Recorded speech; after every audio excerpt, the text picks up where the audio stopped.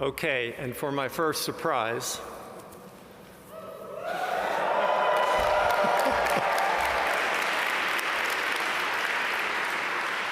that feels good. So we were given permission by the university that for all speakers at the podium, they could be masks off. Sadly, everyone else is going to have to keep their masks on. So just so we know, protocols, as that has been ever evolving, so it is up to the last minute. But let me get down to business here. Welcome and congratulations to our soon-to-be Daytime MBA and Accelerated MBA graduates.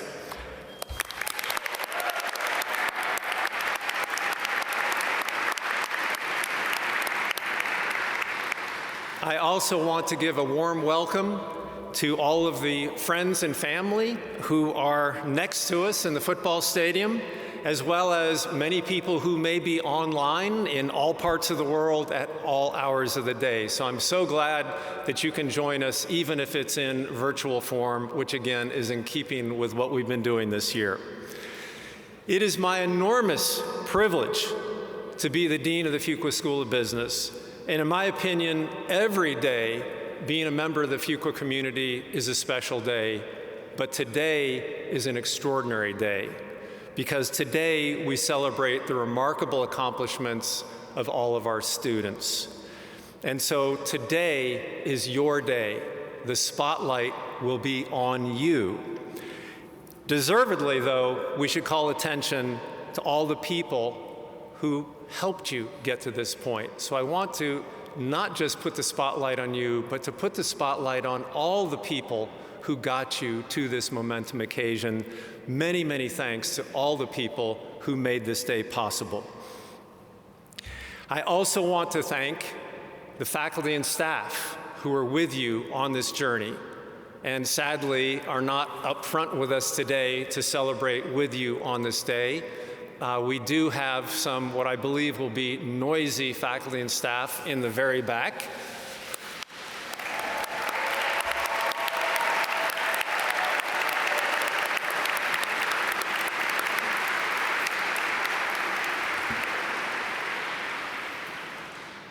And I want to give special recognition to Anita Tapp, who we tragically lost this year, but who did so much behind the scenes to support your journey. But with that, the spotlight is on you. Steve, could you please come to the podium?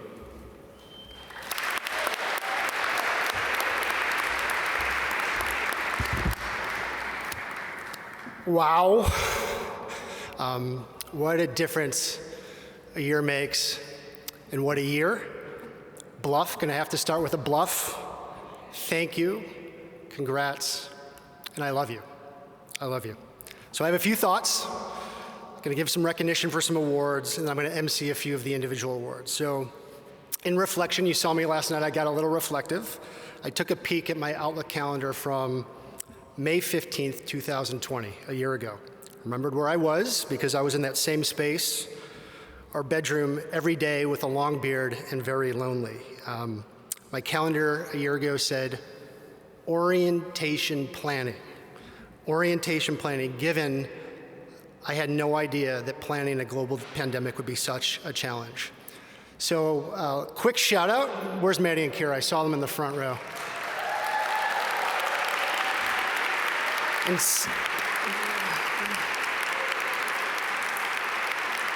that's a pretty long shout out, that's a good shout out. And to Ruth Tolman and Sarah Wakefield. We were on iteration, I think, 2 or 3 of what would become 46 different versions of orientation, and I had no idea that planning would take on a completely new meaning. We needed a heavy dose of resilience, flexibility, empathy, and self-care. So to take you back a year ago, we were first introduced to the idea of social distancing, flattening the curve, face masks, and hand sanitizer. We were freaked out by wearing gloves in grocery stores and left our food outside before we brought it in. We didn't know or use the words hybrid, densification or de-densification, and that we had no idea that we'd be baseline testing, surveillance testing, or your favorite, we'd have the Duke Compact. There was incredible fear, uncertainty, and discomfort. In my welcoming remarks for the 2020 second year send-off, I started with, welcome to the first ever Fuqua second year virtual awards ceremony. Honestly, I had no idea that it wouldn't be our last. It feels so much better to be coming to you live, you see me on the camera, live, from Cameron Indoor Stadium, huh?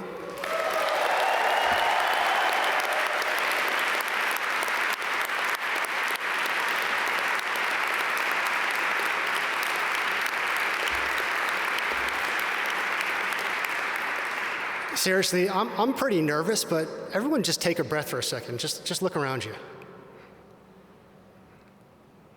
This is the first time since orientation, right?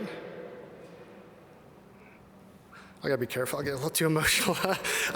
Okay, this is the largest crowd that's been in this place since March 7th, 2020, when Duke smoked UNC. Any of y'all were there?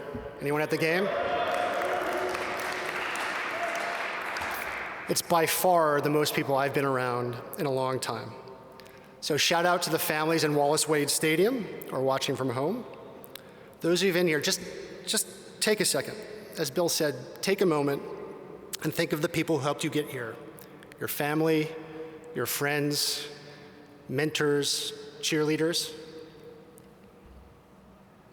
When I take a second, I think of you. So you know you're the reason I'm here today on this stage. I've said it a couple times in some of the send-offs. You truly and genuinely are my heroes. Your inspiration, courage, empathy, compassion, and love have energized me. In this year, 2020, 2021, I will always appreciate that I got to do it with you. You are the faces. Your stories are the stories. Your losses and your wins. Your feedback, all of your feedback, and your unbelievable and humbling gratitude. Walking with you on this journey has been the privilege of a lifetime. So while we hope to have some fun today, we do acknowledge that it is still a crazy, scary time out there. Much love and good health to you and your families. Those of you that aren't here, we are thinking of you and sending love. As I understand it, we have a handful of Fuqua weddings. Much love and congrats to you as well. Actually, why don't you give your classmates that are getting married a quick round of applause.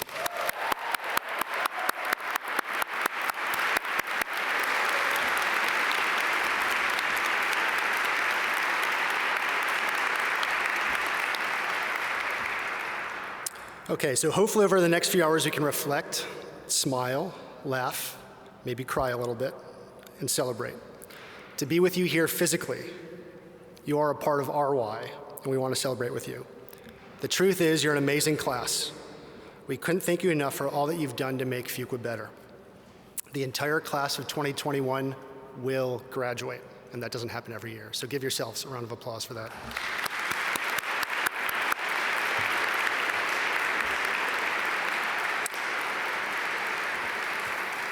We, Team Fuqua, rely on student contribution, student leadership, student generosity, and student decency. The partnership is very much appreciated, and generally it's the reason why so many of us in student services look forward to coming to work, being part of such an intelligent, thoughtful, ambitious, inspiring, and decent group of students, and especially this year. So you entered into a world that you didn't sign up for. You accepted the baton and courageously accepted the challenge. And ultimately, you put Fuqua on your shoulders.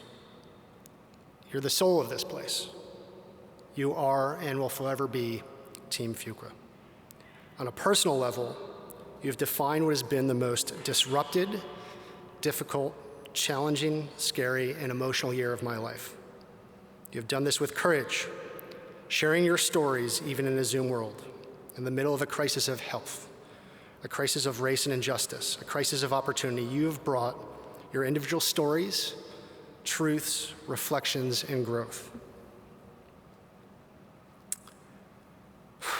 You have provided the role models for the kids I want to raise,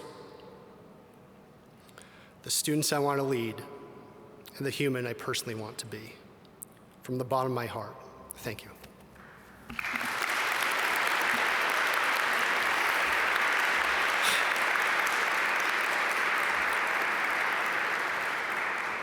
Okay, a few thoughts and ground rules for today. You can see in the outline of the program the schedule we have for you. We're genuinely excited to have you together. You are a special class, and you deserve to celebrate your time together at Fuqua here. In a minute, I'll start to MC a handful of awards, the DQ Awards, the awards your class voted on for Unprecedented Presence, Club of the Year, Leadership, Service, and Mentorship. So let's get that show started. We will have presenters for the majority of the awards. The presenter will read the award description, and we have some really incredible videos to play. Then the winner will stand and be recognized. We do have your awards in the back for safekeeping. We'll give them to you. So huge shout out to my teammate Madeline for leading this effort, and a huge shout out to OSL, the Student Services team, and all the volunteers. It does take a village to pull off this effort. As I mentioned to you in my note last night, to make today a reality, there was an incredible amount of planning, negotiating, replanning, negotiating some more, and executing. Can I ask all the volunteers in the room, OSL, registrars, IPO, just really all the volunteers from Fuqua, just raise your hand if we could recognize them really quick. I'd really appreciate it.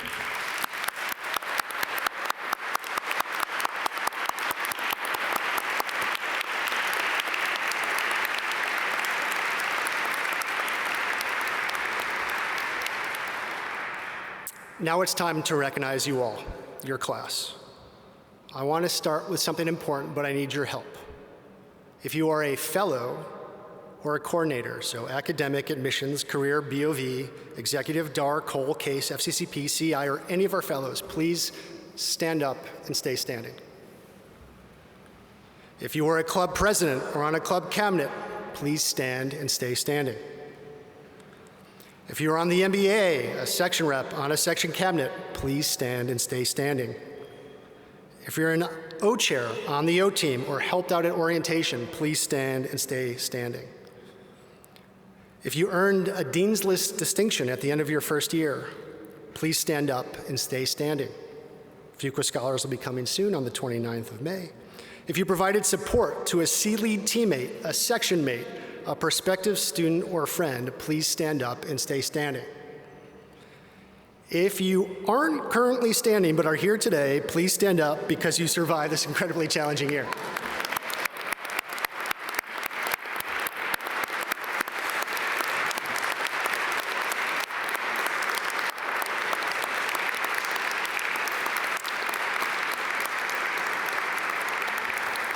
Okay, before I let you sit, please stay up. I want to take advantage of this opportunity to do something this place has not felt in over a year. For the first time in over a year, this place needs to hear a Let's Go Duke chant, okay? A loud one, maybe like 10 times, okay? So crazy section, where's the crazy section in the back? Why don't you all stand up? Y'all ready? Those of you in Wallace Wade Stadium, I don't know if I can hear you, but why don't you stand up, okay? I'll pretend I can hear you. You cheered very loudly. Very well done. Okay, stage. Y'all ready? Stand up and stay standing. On the count of 3, I'll lead you. Okay, you ready? 1, 2, 3. Let's go Duke. Let's go Duke. Let's go Duke. Let's go Duke. Let's go Duke. Let's go Duke. Let's go Duke. Let's go Duke. Let's go.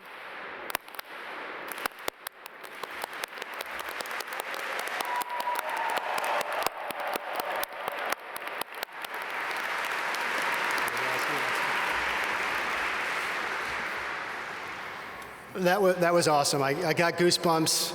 Multimedia team, if we could send a copy of that to both my mom and Coach K, I'd greatly appreciate it. On behalf of all of us on stage, over at Fuqua, and everyone that has come before you, and everyone that has come after you, thank you. You have kept this place alive. Okay, time to hand out some hardware. So for the Dean's Recognition Awards, last year, after meeting with an incredible group of dedicated Fuquans who happen to be part of Goog, where are my Googs at?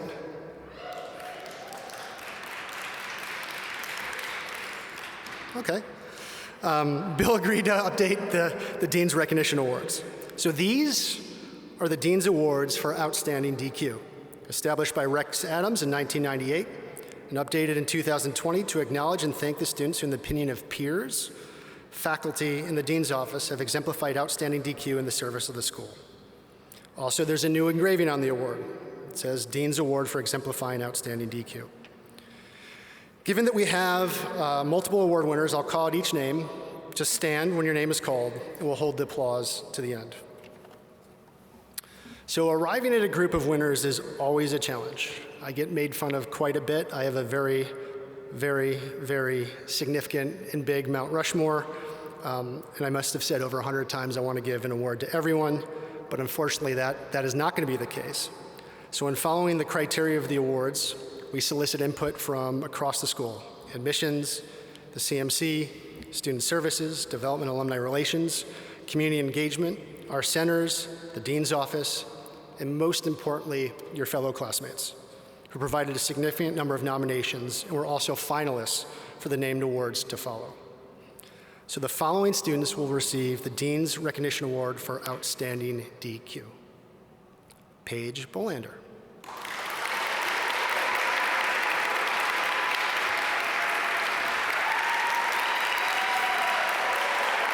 So much for the hold your applause thing, but that's okay. That's okay. I don't think anyone's after us. Katie Carr.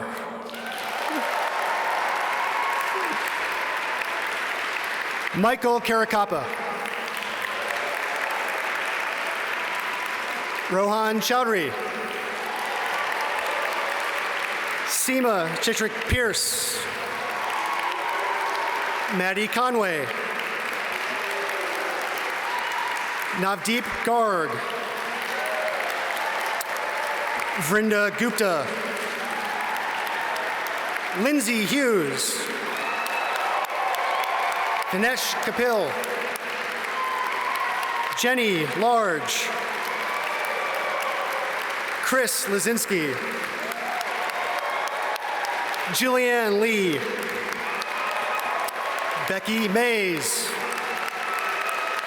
Alicia McFall. Kira Osborne. Ariel Powell. Caroline Queen. Austin Ray. Eric Reynolds. And Michelle Williams.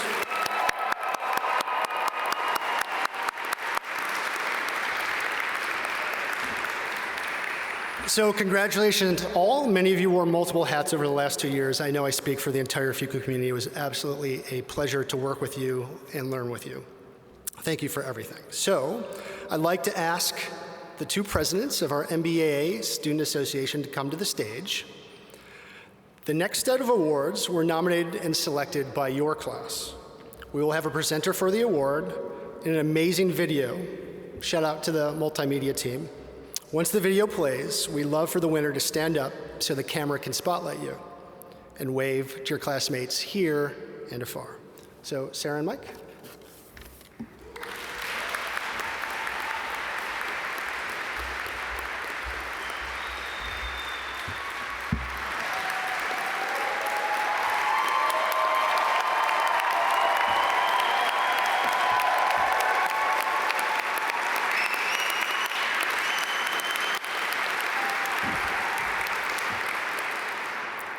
This past year, we've heard the word unprecedented quite a bit.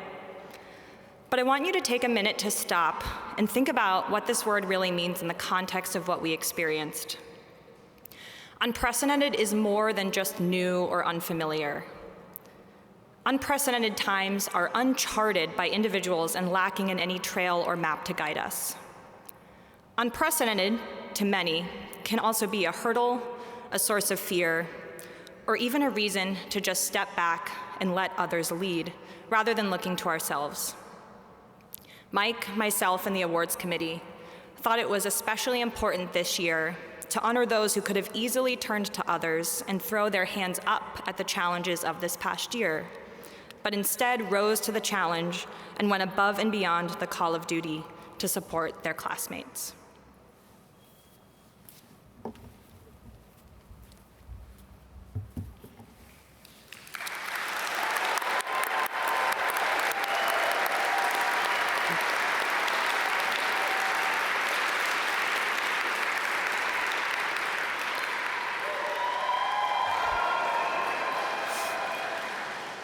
In addition to the profound ways that individuals stepped up to meet the moment this past year, our class also recognized a need to celebrate how Fuqua's clubs really went above and beyond to bring our classmates together.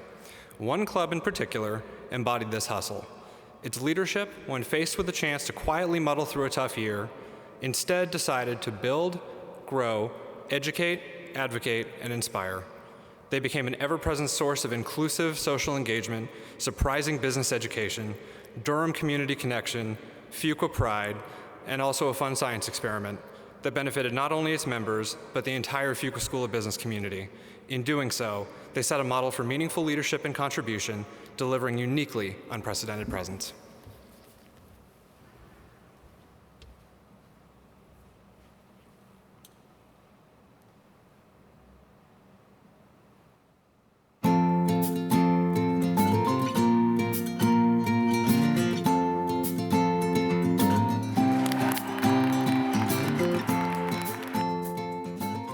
Looking back, the one thing I remember most about Gio is how dedicated he is to his initiatives and the things that he knows are going to help other people. So, for example, during the summer, he was in the middle of his internship and he was dedicating so much of his time to welcome the international class of 2022 and at the same time to help our class to go through visa struggles. He takes the time to let others speak. And so he wants to create an environment where everyone feels comfortable. And so I think just making sure that everybody feels their place, feels at home, feels as though they have a space within the community is something that Gio really takes to heart and has really emphasized and shown through his actions. The same things that he brought to his personal leadership style in our first year together are things that he doubled down on in his leadership role as our VP of International Affairs. He absolutely brought the grace, the care, the thoughtfulness, the sincerity, and the commitment to privacy that were so critical in a year where everybody's worlds felt like they were upside down, but particularly our international students in the community that Gio knew that he had to represent. He handled a myriad number of questions that were by definition so far out of anybody's control in a way that made everyone who he interacted with, both on the staff and administration side and on the student side, feel the same way that I did, that it's going to be okay because Gio's got my back and Gio cares about me and he's got this under control. And that's what I saw from him on both sides of that equation all the way through. We all know that last year has been very complicated for international students. And I felt like every time I had like an immigration question, I would go to the group me and Gio had already replied to it or thought about it, or he would be so quick to answer in minutes or hours. He would go and check with administration and come back and always be sure that we were all very informed and that we knew that someone was there to advocate for us. I'm so grateful that we had someone like Gio in our corner. I came here thinking about learning about finance and marketing and academics in general, but I got so much more. I have met some amazing people here. I have learned so much from them. I've learned so much about myself. I'm leaving this place as a better person and with great people that I will carry on, that I will carry for probably the rest of my life. This has been an amazing experience and it's something that I will never forget. And I'm excited to see how this experience is going to be the same for my classmates for the first years and for the people to come after.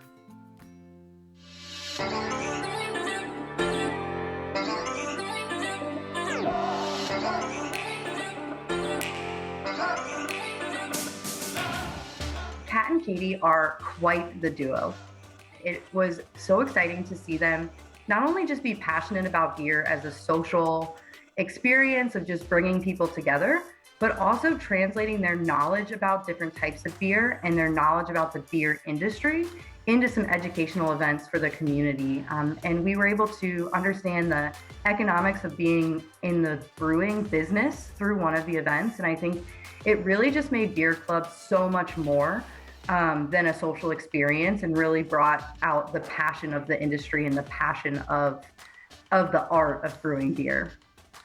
I think Beer Club has so much more potential. And so I'm so excited to see where the club goes. And that's kind of, if we can start brewing beer that they can serve at Fuqua Friday, or if we can continue to get more alumni or faculty engaged. And again, I think it's a really great opportunity to have low pressure social engagements where you can kind of start doing storytelling, informational interviews, anything. And I think this is a great opportunity to learn more about your classmates in a nice casual setting at a local brewery, which we have a ton of great ones here in Durham. When Katie and I first decided to run as co-presidents, one of the focuses we had put on our platform was kind of engaging with the community and as well as education. And certainly how we ended up accomplishing those two goals looked a little different than how we started out. But I think that was what we really tried to get across, getting the students out there to kind of meet local Durham breweries and some of the business owners, as well as trying to teach them about the various styles of beer and a little bit more on the professional side of what it takes to even run a brewery. I can't even drink beer, and I really benefited from Beer Club's events and virtual activities this year, and found them extremely engaging and ways to connect, not just with the Beer Club, but they partnered with other clubs as well. So thank you, Beer Club, for making sure you almost always had a cider option for folks like me and being extremely inclusive. But also thinking about the entire community and how you could leverage kind of your planning abilities and the different ways that you could bring people together in this very kind of bizarre hybrid environment.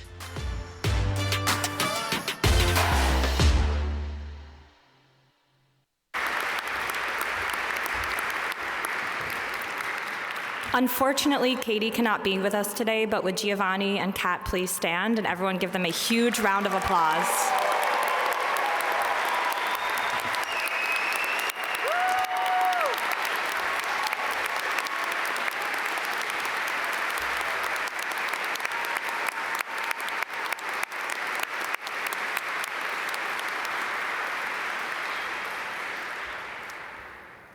And with that, we'd like to invite our incredible Vice President of Student Organizations, Paige Bolander, to the stage to introduce the next award.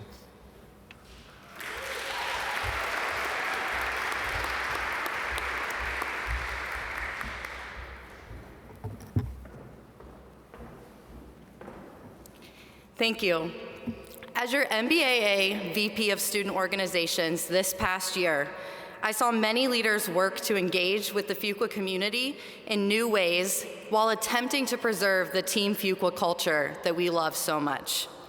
I specifically witnessed how Fuqua's diversity clubs strive to be everything for their members, socially with peers, professionally with recruiters, and beneficially with the Fuqua community and the Durham community at large. As 2020's many crises unfolded, this club could have looked inward, but instead engaged. They engaged in difficult conversations with administration, provided founding members of the Racial Equity Working Group, partnered with Durham Public Schools, and launched a community-wide voting campaign leading up to the fall elections. They did all of that while continuing to create opportunities for their members, to partner with recruiters, and to feel at home in Durham. Let us see who the 2021 Club of the Year is.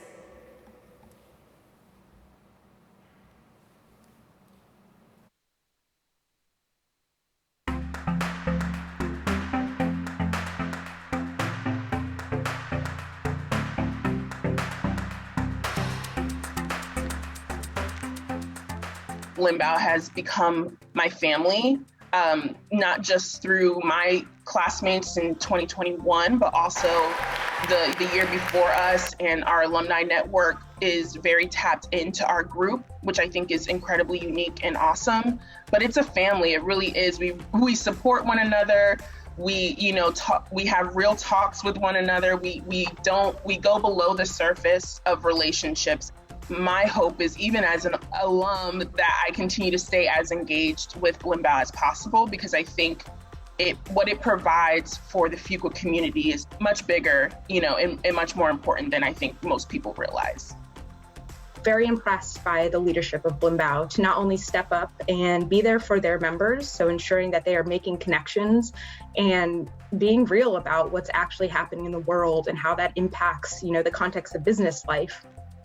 They've found ways to engage their members and the community, and they've set a model where other clubs have had something of an example to look towards. COVID was hard for everyone, but also thinking about, issues that affect certain groups, it was even harder. And so just creating space where people were able to meet one another one-on-one. We had this thing where the club set up one-on-one, walk, sign-up sheets that people would sign up for, talking to first years and second years, or even alumni who participated in those. I think that was such a valuable hand-holding to get through some of the moments. Blimbao really used all of the challenges facing this community as a catalyst to strengthen the community that they were working in. They did this within Fuqua and within Durham. Within Fuqua, several of their members were part of the founding Racial Equity Working Group. They expanded into Durham and partnered with Durham Public Schools and created a full voting campaign ahead of the November election to make sure every voice is heard. I don't know that I will remember anything that I've done. I think what I will remember is the people around me and the ways that they inspired me. If you think about Blimbao's membership, we have 13 representatives that led clubs last year. We had 3 representatives on MBAA cabinet. We had 1 representative on the Board of Visitors, 1 representative leading the Black Graduate and Professional Student Association for Duke broadly. And that is all done with only 25 Black students in the class of 2021. And what I will remember is their passion, their leading with courage and conviction, and the ways they challenge me to be a better leader. When we signed up, we didn't know the pandemic was going to happen. We didn't know all of the things that 2020 turned into are going to happen. And I'm just most proud of that. We were able to still have the impact that we had in such a crazy year during such a crazy time. And we also had our own personal things that were going on in our lives. We were able to still dedicate the time to the club. And then we had such an amazing cabinet. We couldn't have done it without our cabinet. And they just really, took the reins and took our vision and actually executed it flawlessly. And so I'm definitely really proud of the cabinet as well and all of the support we got from them.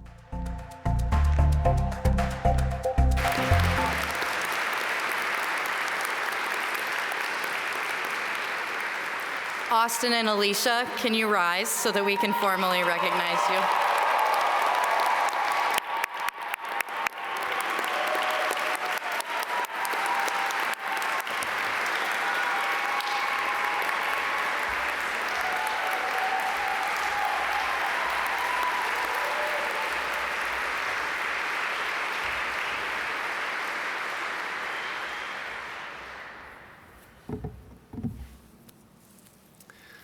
The next award is the Cohan Leadership Award. And this award was established in the early 2000s when I approached then President Nan Cohan and asked if we could name an award after her in recognition of her outstanding leadership to recognize someone who demonstrated exceptional presidential leadership within our community. That limits the candidates for the role to our MBAA presidents, but it is only given in the event of exceptional performance. And this year, without a doubt, we have seen exceptional performance from Mike and Sarah. And so they are unquestionably deserving of the Cohan Leadership Award. And I think the simplest thing I can say to recognize their individual greatness is not to talk about that, but to simply recognize the greatness of this team that we're all a part of today. Thank you so much, and let's roll the tape.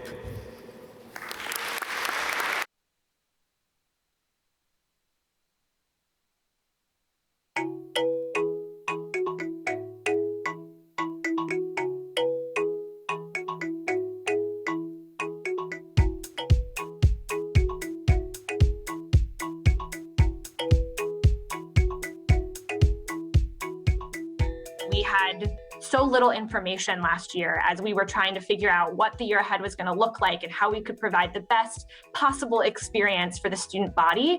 Mike and Sarah took every challenge in stride and were able to just be so clear with what they knew to the rest of the student body. And everybody had questions, and they were always trying to help make sure that people were in the loop, that it was, clear to us that somebody was advocating for us as students. And I think, that the impact that they had just in being kind, approachable, patient leaders during this time was really, really impactful for the whole student body. The lasting impact they really have left is preserving Team Fuqua and really keeping this community together when it was at a pivotal moment where it would be easy to just fend for yourself and be looking out for you as an individual, but they really unleashed the power of Team Fuqua and individuals in this community to help preserve that. Thanks to them, I would say Fuqua is absolutely, undeniably a better place, and better in all senses, better over the course of the year, and they've left us in a better place to start and move forward from. As we're looking for our next generations of leaders at Fuqua, I saw 2 hands go up, which has been a continual theme for my entire relationship with them and their entire relationship with Fuqua. The time where the school needed a next generation of leadership without knowing what they were getting into, they each raised a hand. Little did they know it'd be a hell of an adventure for the next year. Mike is a silent firecracker. He also has grown in his confidence and in his voice, specifically with a lot of the things related to D&I. He was like, I know as a Black woman, you don't want all this burden placed on you. I'm going to step up more, I'm going to lead more, and I'm going to do these things. And I've seen him become such a great ally that it's been impressive to just watch his growth. She is really brave and she's very gung-ho, and these are qualities I really admire in her. And they're the kinds of things that you needed in leadership in the past year. Like, you needed someone who's like, we're not going to wait to have all the information. We know we're not going to have it, so we're just going to go for it and try our best. And I think that that's something I see in Sarah all the time, is like her willingness to just like try her best, her commitment to being better for herself, for her community, for her friends, and for everyone around her. And so I think that like that same attitude of like just willing to ask the question in class that everyone else is scared to ask, willing to just put herself out there and see what happens and try and fail and try again. They're my favorite things about her. Especially when COVID hit, there were a lot of things that were operationally difficult. But from my perspective, pulling off logistically challenging things isn't necessarily as impressive as the optimism and resilience that's needed to push through those tough times to achieve those. At the beginning of our tenure with MBAA, and within a few days putting on the first ever virtual Fuqua Friday, it's not the logistics of that, but it was the fact that we said like, hey, this is really hard, but we're still going to do this because it's meaningful. And this tradition is the lifeline of Fuqua. Sarah and I got told so many times, this isn't what you signed up for. You're putting in so much more time and effort than you ever knew you would need to. And it must be so thankless. But when we really think about it together, we think about how honored we were to be surrounded by people, all of whom decided to step up and form leadership roles and otherwise to look out for other people. And I think about the fact that we all have had to deal with more than we knew was going to come our way, but we all also decided that we were going to push, we were going to do the best we could to create value anyway for other members of this community and for our own experiences. And hopefully that's what everyone else gets to take away too.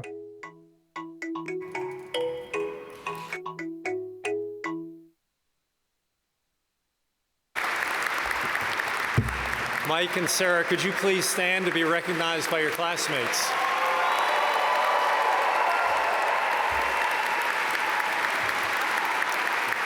Thank you.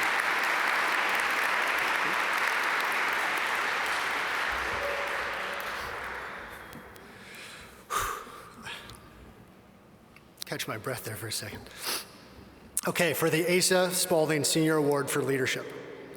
This award is awarded annually to a second-year Duke MBA daytime student whose vision and leadership have made a significant and lasting contribution in the Fuqua community. This award was established in 1992 with a gift from Professor and Mrs. Horst Mayer in memory of Asa T. Spalding. And from nominations received, the committee will be looking for attributes such as demonstrated leadership skills, exceptional initiative, leadership by example, ability to rally the group through challenging times, and I would add an all-time Fuqua legend, and I would argue there's never been someone more deserving of this award in a difficult year. Play the video, please.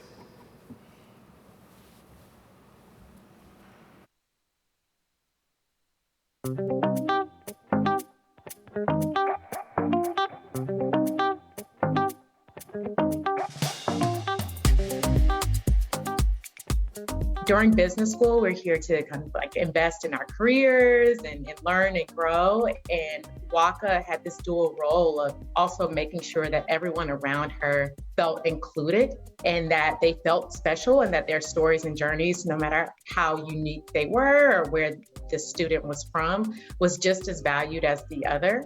And I think it taught all of us a lesson on making sure that we understand our differences and really value them.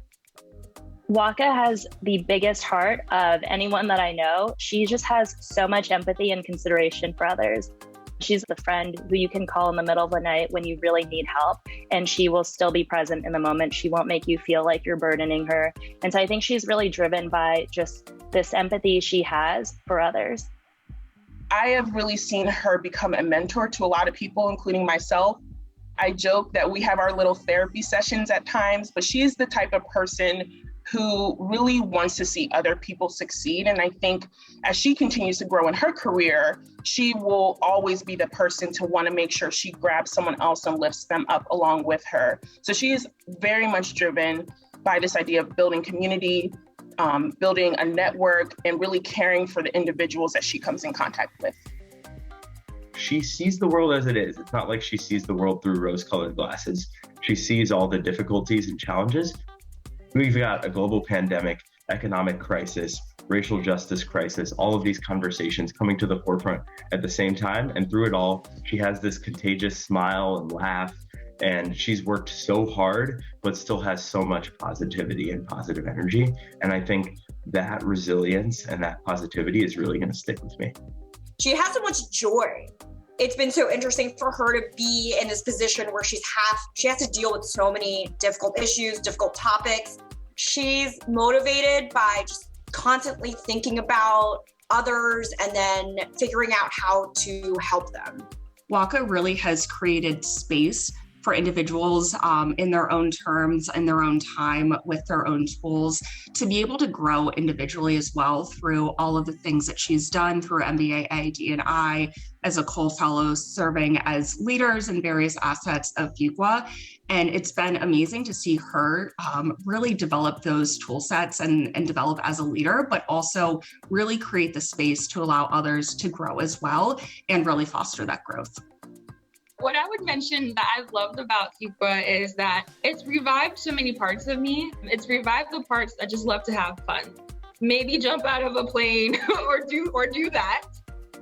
It's revived the parts of me that want to think about what does life look like after consulting? How can I give back? How can I continue to tie in the things that I'm doing here longer term? And it's also helped me reestablish the relationships I've had at home, relationships that I took for granted that I actually deepened and cemented during my time here. So when people say it's a transformative experience, it really is, because it's not just about getting the job, it's not just about academics, but you do a ton of introspection here and you really do realize some cool things about yourself if you are willing to take that on.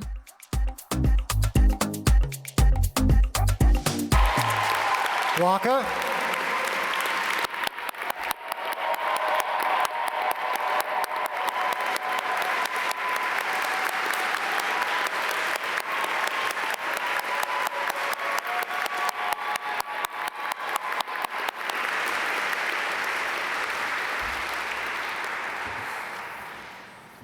They should have picked someone else to do these awards, man. Okay, next is the Distinguished Service Award. It's established in 1989 and awarded annually to a second-year Duke daytime MBA student whose service and commitment have made a significant positive impact on the Fuqua community. From nominations received, the committee will be looking for attributes such as commitment to selfless service, performance that goes beyond the call of duty without seeking recognition, pride in understanding other points of view, and efforts towards win-win situations, consistent, exceptional performance. When I think of the term Fuqua family, I think of this winner. Please play the video.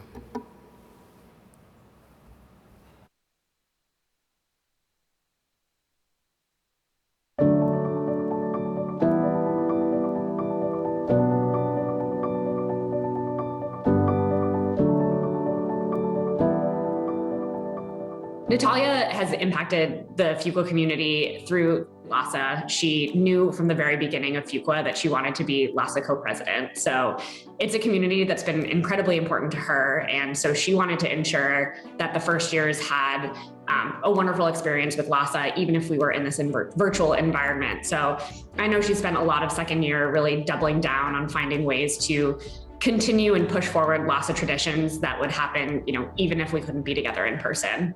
She was new not only to Duke and Durham, but to the US overall. I think for her, she probably wants to build community everywhere and anywhere she goes. She might have come in as an outsider, but she built the Fuqua community around her so that not only did she feel like she was included, but other people felt included too. She doesn't seek the spotlight. She does things because she is genuinely interested in doing the best for the community. She's a great example of the Team Fuqua values. Natalia has absolutely taken the last 2 years, challenges and all, and transformed her power as a leader. She came in with the same humility and the same kindness that she exhibits today, but she actually has systematically found ways to carry that confidence into a kind of efficacy that most of us can only hope to pursue. She doesn't just brighten days in one-on-one situations. She's willing to own the things that she's good at, and she carries those forward into bigger spaces. And that's something that I deeply admire and will always work to emulate. And I'm so very grateful to call her my friend.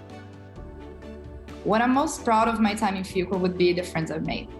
I can say I've grown, I can say I evolved, but that wouldn't have happened if I didn't have such an important support system in this community. And also this past year brought a lot of challenges, and it was great to witness so many people stepping up and going the extra mile for each other, as well as growing too. Like everybody grew together. So I'm super proud to be among such an outstanding group of people, and I'm pretty sure I've made friends for life here.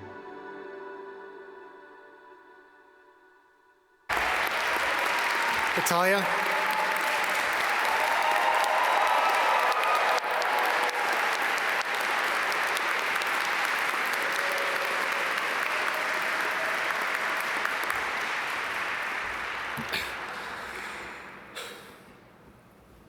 The Alan Schwartz Award for Mentorship was established in 2006 and awarded annually to encourage mentorship among the entire Fuqua community.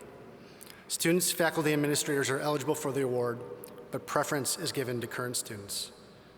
And this year, we have an incredibly worthy winner. The winner this year has selflessly touched the lives of so many Fuquans and have impacted them significantly and forever. You have been a shining light. Please play the video.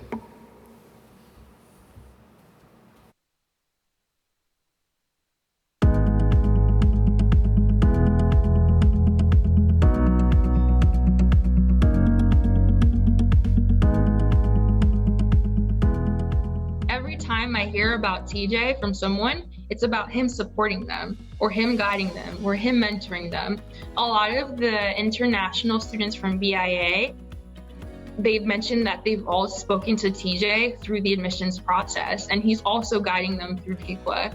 And so to me, he's just kind of that unsung hero behind the scenes, but he's elevated and empowered so many people to be able to be comfortable within their own skin here. The thing that I'm going to remember most about TJ is his sincerity and his authenticity.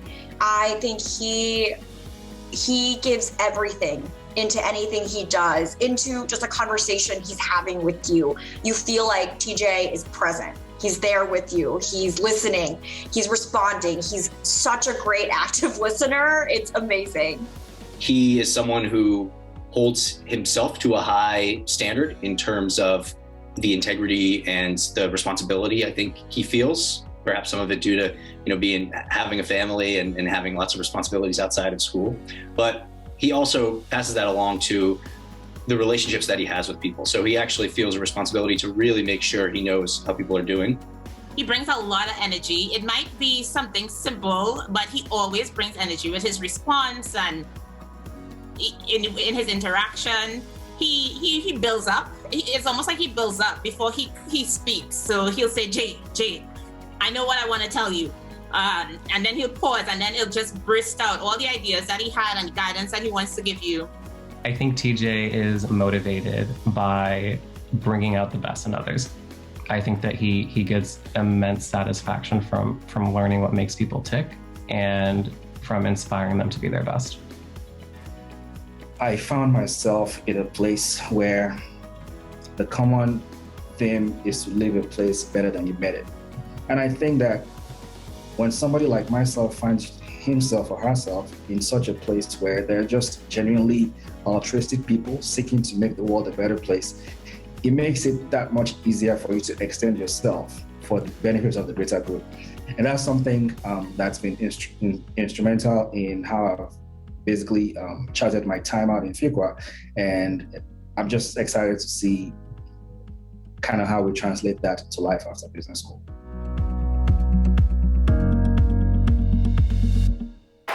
TJ.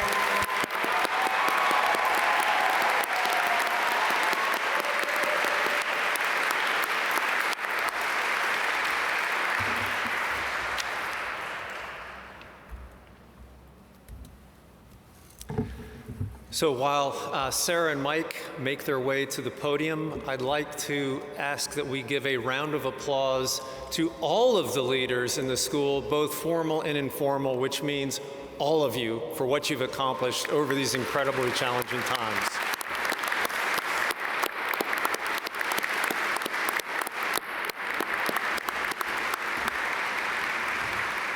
So I want to remind you that on May 29th that we will recognize faculty, staff, and all academic awards. And so we're not done with the business of awards, but we are now, and we're going to transition to student speakers. Thank you.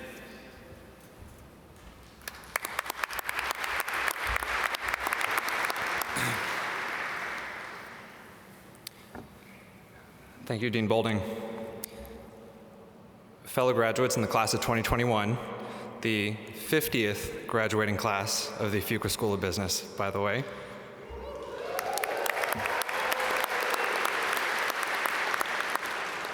And everyone who helped get us here. My name is Mike Treiser, and I've had the true honor of serving as one of our class's 2 co-presidents. First of all, thank you to our 393 classmates, all of whom are profound leaders, for gifting Sarah and me with the opportunity to get to know you all so well.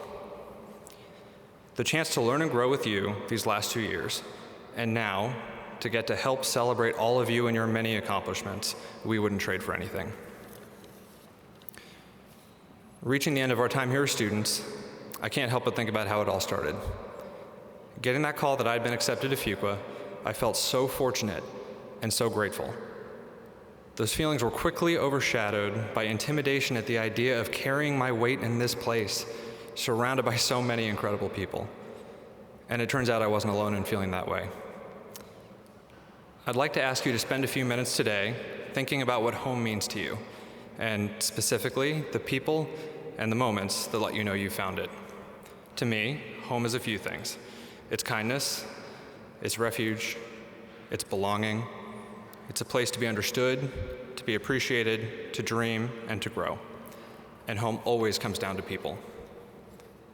Of the many things I've learned from you these last 2 years, the thing I know for sure is that we've all created a home here, with each other, as part of Team Fuqua.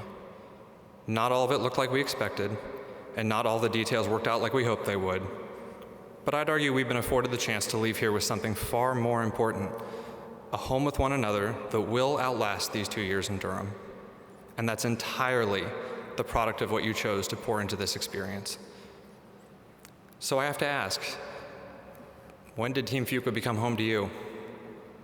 Maybe it was when someone in your interview waiting room went above and beyond to make everyone else around them more comfortable. Or seeing our 395th classmate make it over the wall at Triangle Training. Maybe it was when dozens of our classmates took to the streets of Durham to find a lost dog. Or again for the next one. Or when your C-Lead team decided to remind you just how capable you really are, and then made sure that you proved it to yourself. Maybe it was when an inspiring professor dedicated class time and personal time to remind you that we're all allowed to be human and that you're a good one. Or when a different inspiring professor decided to start every class with a corny joke because he knew that we all needed a reminder to take life a little less seriously, just as much as we needed to understand supply and demand shifts. Maybe it was while we fought sleep deprivation and the elements for basketball tickets at campout, or while we were all packed into the grad student section, right in this very room, watching our team. Maybe it was managing to explore one of those faraway places you'd always dreamed about with people you haven't been able to imagine your life without since.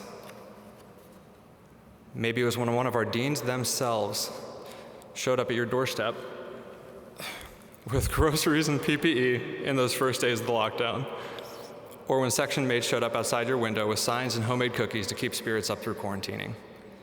Maybe it was over a meaningful conversation on one of countless socially distanced walks or beer dates, or watching our community rally around our peers who faced extraordinary challenges over and above those of a global health crisis. Or maybe it was when a classmate you admire encouraged you to get outside your comfort zone, and in the process, changed your life.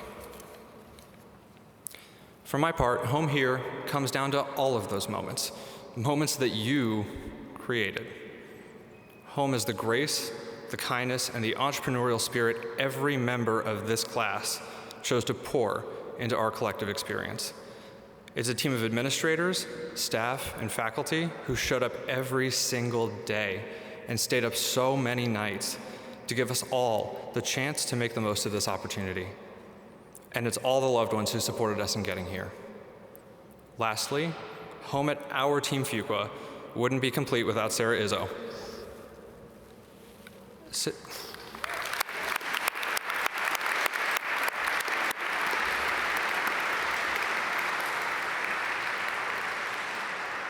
Sarah is an instant friend to everyone she meets and a testament to the very best of Team Fuqua. Sarah, this may be the last official time that I get to open for you, but you know you've got a friend in me for life. Not quite done. Before I hand things over to Sarah, though, let me just say, I know that pretty standard graduation speech advice comes down to avoiding cliches like, we did it.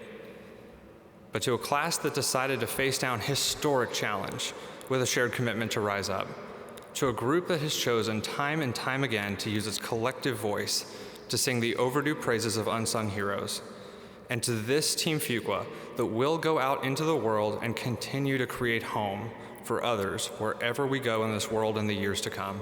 Congratulations, we did it. Sarah?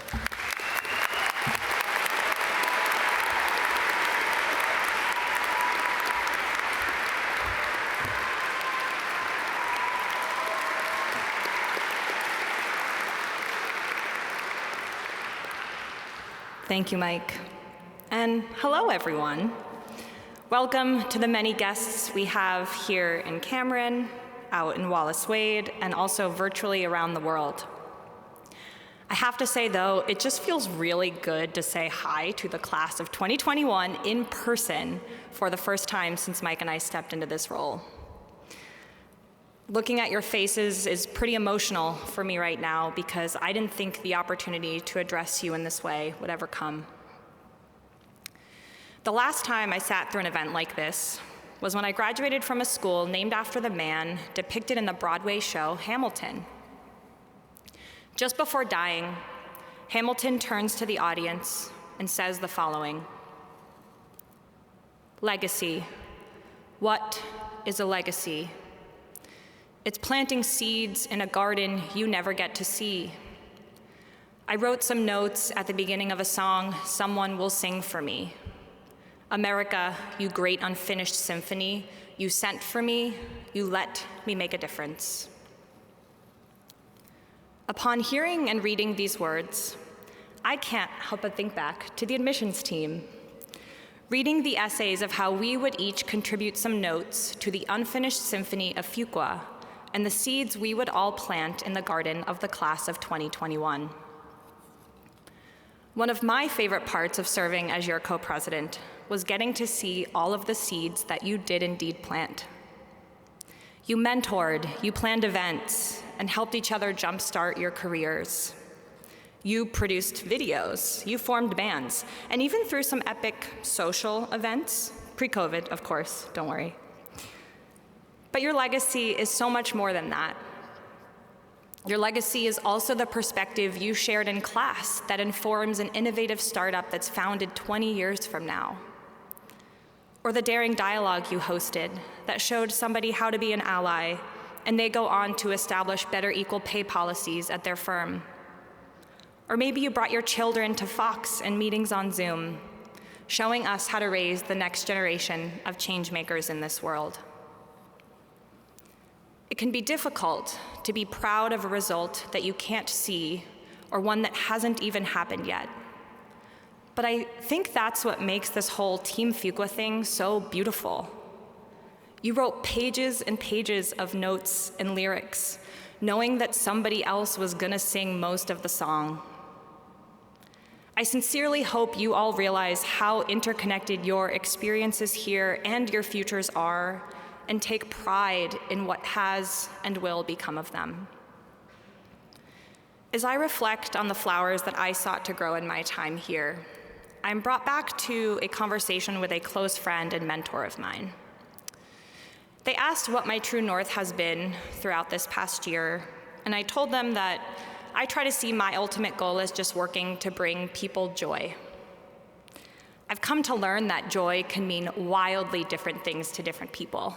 For some, it's a party, for others, it's a job, or for some, it's just removing a long-standing barrier to the happiness that they want to achieve. One of the reasons this past year has been especially difficult for me, and I'm sure many of you, is there were moments where joy didn't just feel improper, it felt unattainable. But thanks to the seeds that you all planted, I found joy.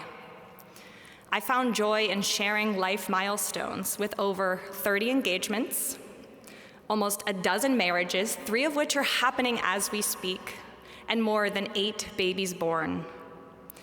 I found joy in more than $100,000 raised and thousands of hours donated to social causes. Or the countless dogs and cats that now have a home and maybe even an Instagram page, thanks to you. I found joy in the messages that you accidentally sent to the entire class on Zoom, reminding us that we were not the only ones to forget to read the case for class that day. I also found joy in the memes that were sent around our class. Yes, even the ones that made fun of myself and Mike. And today, I find joy in seeing so many of you back in Cameron, celebrating the seeds we planted and the garden that will continue to grow for years to come. So thank you all from the bottom of my heart for bringing me joy this past 2 years. Thank you to Mike for jumping in this with me last spring and every day since. Thank you to the incredible faculty and staff who nourished our minds and our hearts. And thank you to the family and friends listening all over the world who made this experience possible for us. I think at this point, I'm supposed to say some sort of farewell, but I'm not gonna leave on a goodbye. I will, however, leave with a last dance. So, would you all please stand up where you are and plant one more seed of joy with me? Let's bring some life back to Cameron.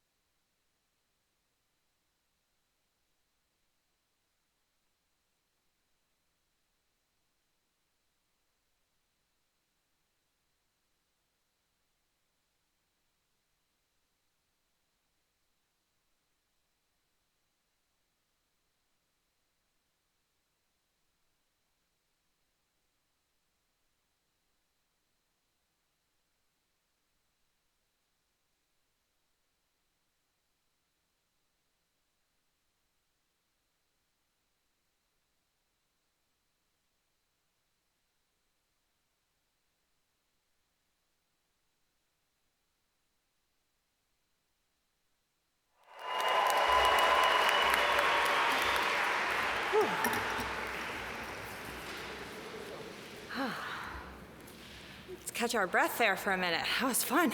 All right. Okay. Every year, the student body nominates dozens of peers to serve as student speakers here at graduation. And I am thrilled to present Kirk Wilson and Lillian Onyekachi Izwora.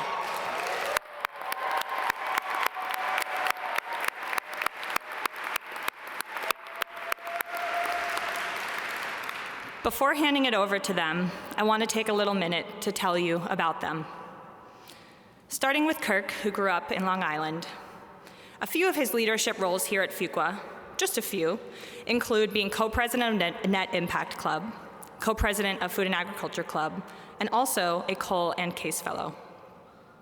Our classmates describe Kirk as somebody who has thrown himself into many, if not all, aspects of Fuqua with a smiling face and a positive presence that has resonated with all of us. His friends call him the epitome of authentic engagement, as he has never met a stranger in his 2 years here. He is charismatically compassionate, inspiringly inclusive, and serves as the glue for this community. Lillian, who grew up in Lagos, Nigeria, has stepped up to lead consulting recruiting for the first years, career and mentorship for the Association for Women in Business, and also holds leadership positions within the Business in Africa Club and admissions. Her peers have been inspired by her love of photography and poetry, a passion which she shares with those around her. Nominees say she is one of the most committed teammates they have ever met, someone who shows character and integrity when no one is watching. She embodies the idea that your success is her success.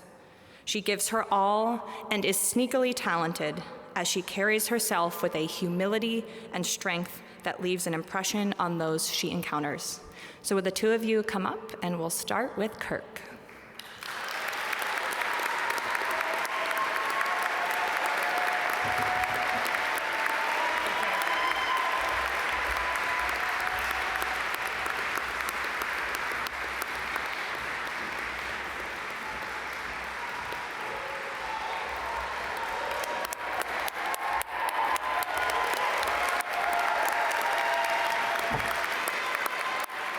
Good afternoon, everybody. I feel pretty like I'm not ready to go to Microsoft, considering that everybody else had typed up speeches and I have a handwritten one, so please pray for my success when I get there. But thank you to all the family, friends, and partners that have given us so much love, support, and guidance over the years. Without you, we would not be here today. Thank you to the faculty that taught us these past 2 years. I only managed to retain 75% of what you taught me, and that other 25% will live in a course pack that I will never open again. But nonetheless, thank you. Thank you to the staff that made today a possibility so we could be here in Cameron celebrating and chanting, "Let's go Duke." Thank you so much to you. Thank you, Mike and Sarah, for your unequating, forgiving, your love and support for all these 2 years. We could not be here without you today. And thanks to all of you. Seriously, I don't know how many of you are in here today, but you have made this day possible, and I love each and every single one of you, even if I've never said a word to you. So thank you. Yeah, I know, there are some of you I haven't said a word to, but it's all good. We will. We will. But, so I told myself today that I was going to sweep the room with my eyes, make an impactful hand gesture, lock eyes with somebody. What's up, Gia? Congrats on your award, by the way. After that, pause, take a deep breath, and make so that you would think that I actually knew what I was saying, even though I had no idea what I was saying. And I learned that from consultants, so thank you all very much to all the consultants in the room here. But in all seriousness, when Mike and Sarah called and said, "Hey, Kirk, you've been nominated and we'd love for you to speak at graduation," I hesitated. It's not that I wasn't honored, but I don't typically like to get up and show emotion, right? And I know Sarah at the end there was starting to get emotional, and I was too. And If you know me, and I'm looking right at Waka, so this is perfect, I'd much rather just stand there and listen to somebody talk and help them process their emotions, and then walk away and have them just be like, wait, what just happened? Why did he do that to me? That's how I am. I'd much rather not talk about myself or my feelings, but nonetheless, here I am today. And as I was thinking when I hung up the phone with them, I did start to get emotional, right? And I thought about the people and the moments that make home and how home never leaves us, like Mike said, and thought about our legacy as the class of 2021, a class that will never be forgotten in our time here at Fuqua. And actually this morning, I went for a run. I told some of you last night that I was going to, and I went for a run. I ran 2.1 miles, and I changed the name of the run to say Graduation Day, because I want to remember this moment for the rest of my life. So thank you all for literally being this morning with me while I was running. You might not have physically been there, but you're all there with me emotionally and mentally. So thank you for that. But I also got emotional thinking about the privilege and the responsibility that we're about to walk into, and when we get that diploma right there. And we were in here on Thursday practicing, and I was just walking across the stage, taking a picture with Bill. Hey, Bill, good to see you. Taking that picture with him, and I was like, there is a lot of weight in this. And as we were going through and watching all those videos, and I was inspired, I was like, everyone here has already done so much to leverage this opportunity that we have in front of us. They've already taken the reins and driven the horse forward to make sure that they're catalysts for change. And I got emotional thinking about what we can possibly do moving forward once we actually have that degree. And in that, I was thinking, and I was like, I know and I believe that as a class, we will be the leaders, that when people ask us, do Black Lives Matter, we will unequivocally say, yes, they do, and not just say that and put money behind it, but we will actually work as innovators and people that dismantle systems of oppression to elevate Black lives and Black voices, and we'll do the same for other marginalized communities and lift them up as well.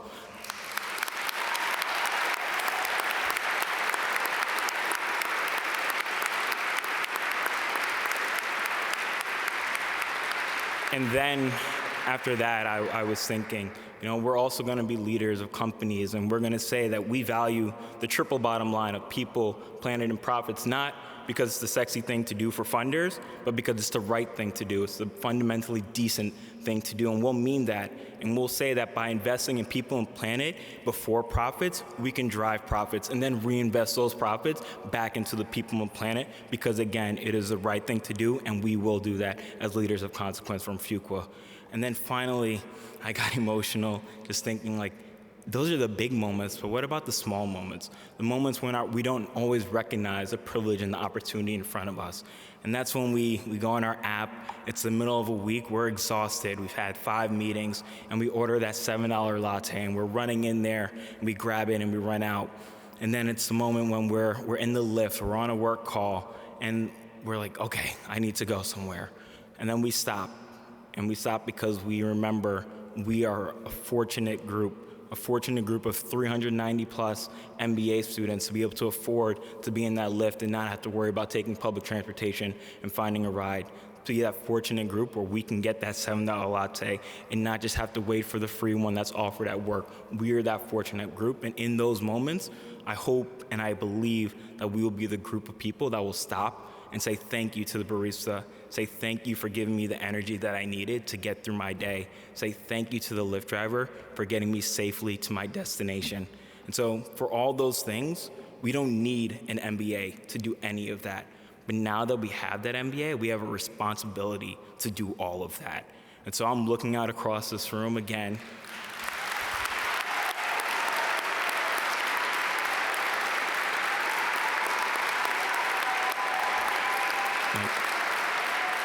So I'm looking out across this room again, and I've said it before, like, I'm inspired and I'm genuinely holding back tears because, like I said, I don't like to show them too much unless it's like Schitt's Creek and it's Alexis's story arc, and that gets me every time. Now I'm actually starting to cry thinking about that.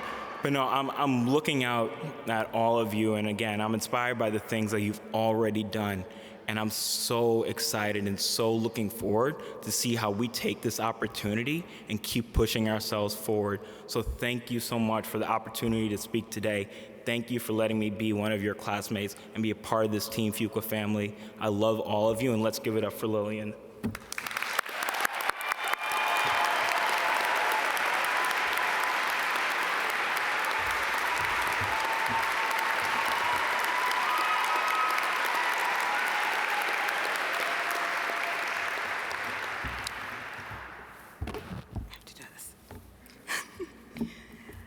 Deans, faculty, staff, friends, and family, class of 2021, good afternoon. It is a privilege and an honor that you chose me to represent you as class speaker. I hope I do you justice. As I reflected on my Fuqua journey while writing the speech, I realized that I had never had to introduce myself as much as I have in the past 2 years. More importantly, after saying my name, I would often follow it by saying, I am Nigerian. Only now did I fully acknowledge that this is the aspect of my identity that had the biggest influence on how I experience Fuqua.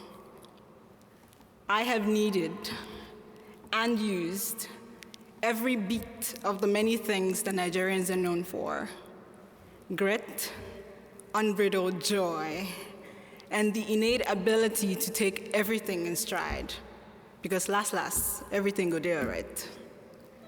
And so I'll introduce myself one more time. My name is Lillian Onyekachi Izwara, and I'm Nigerian.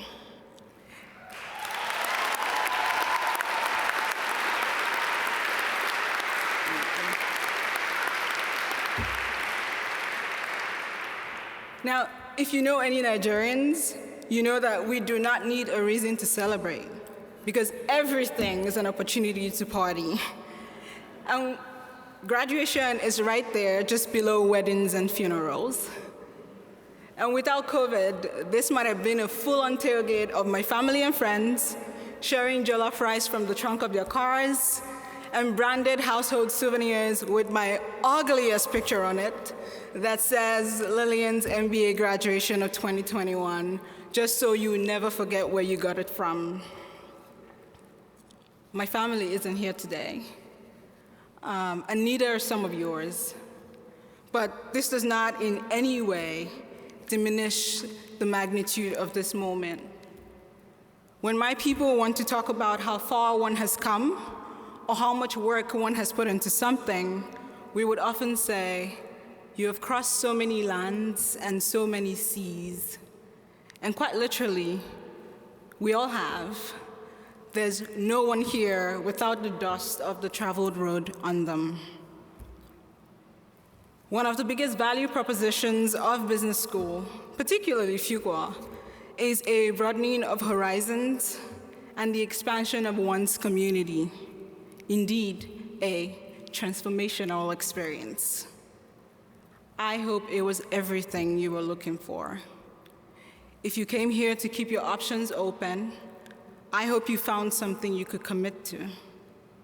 If fun and friends were your goal, I hope your selfie game is stronger, and that years from now, the faces in your photographs continue to give you joy.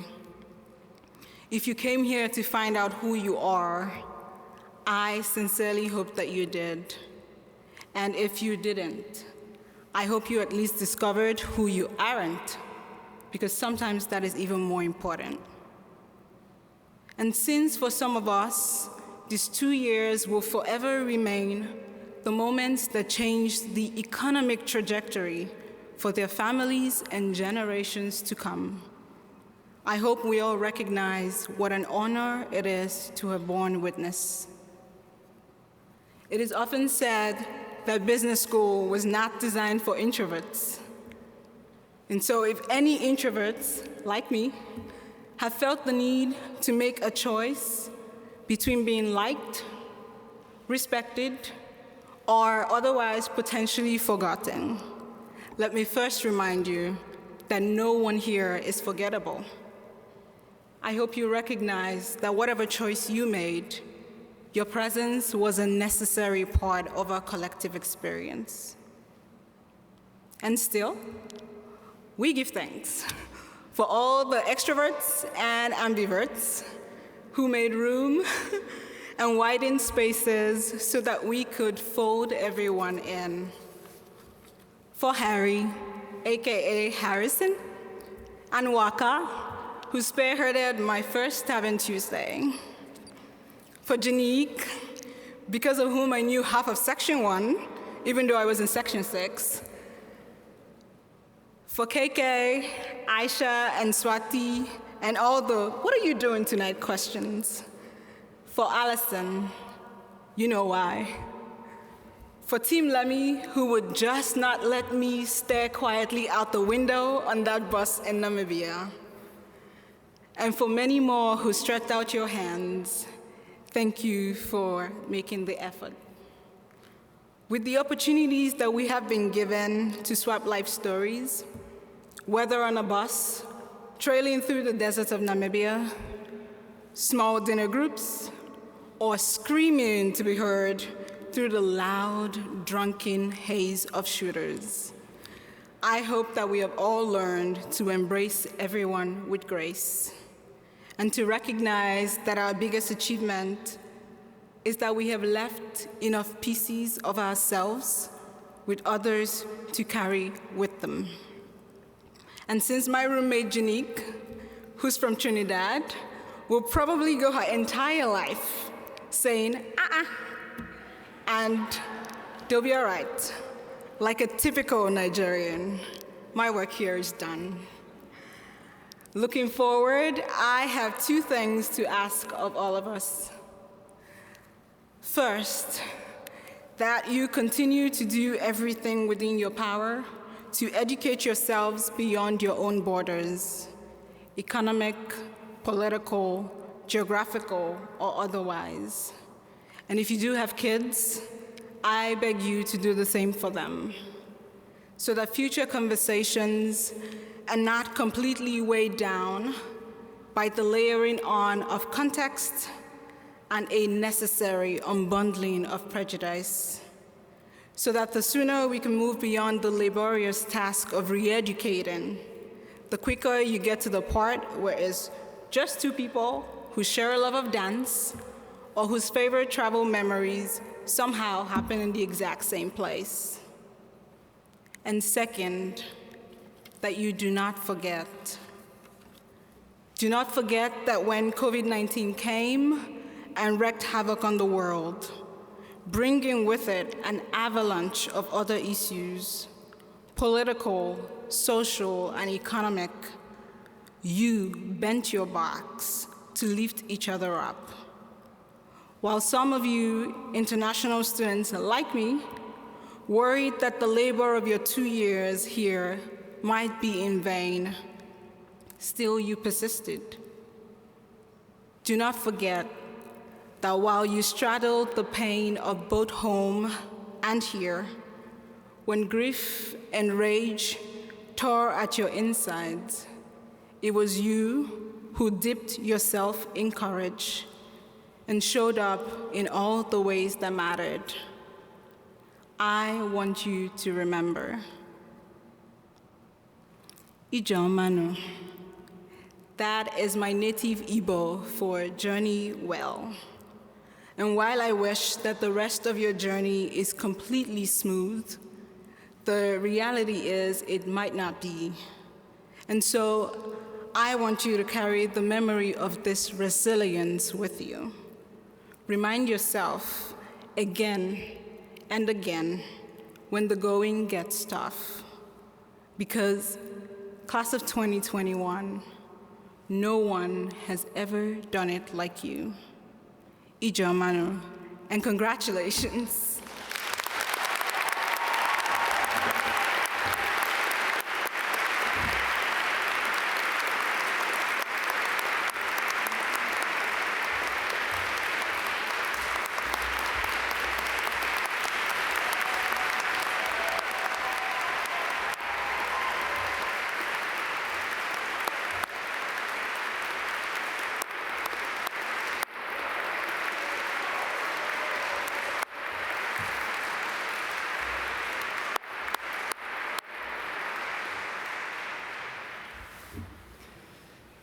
Thanks so much, Lillian, Kirk, great job. Mike, Sarah, fantastic job. Absolutely tremendous remarks by all of you today. And thank you, class of 2021, for everything you've done to get us here. The last 2 years have been incredible. There have been a lot of challenges, but I love the position you've left us in. There's been a lot of talk of legacy, and you've left us in an unbelievably great place. Now it's time to recognize each of our graduates. We're going to ask each of you to come forward and be individually recognized by Dean Boulding, Dean Mezaraka, and myself. And I'd like to ask Sherry Hubert, Associate Dean for Admissions, and Madeline Dreher, Assistant Director of Student Life, to please come forward and read the names of our graduating students. So, right.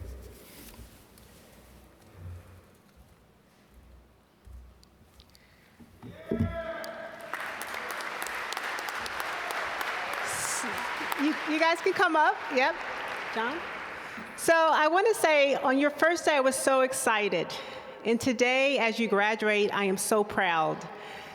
Proud not because you survived, but proud because you thrived. So I wish you a life filled with friendships, a lifelong sense of learning and excitement about learning, and a life filled with continued connection to this wonderful institution, Duke University's Fuqua School of Business. I would also ask you to afford me some additional grace as I call your name.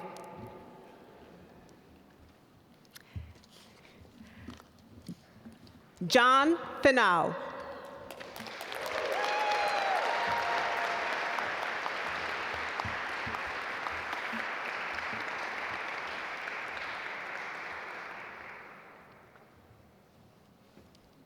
Alexis Summit.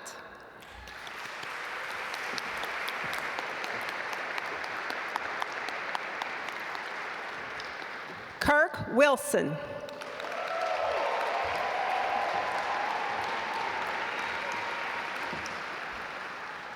Lillian Onekachi Ezora.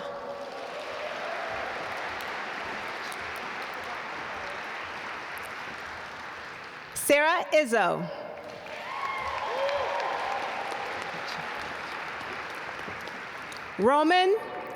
Michael Roman Treiser. The Grace. Natalia Borges.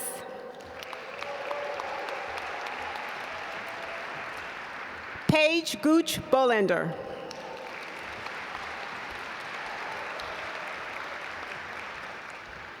Vinesh Kopil.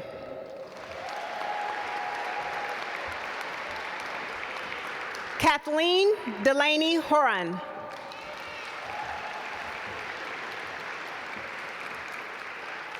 Austin Ray.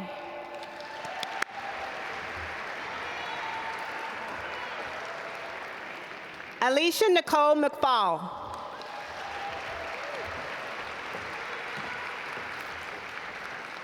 Olatunji Oreka.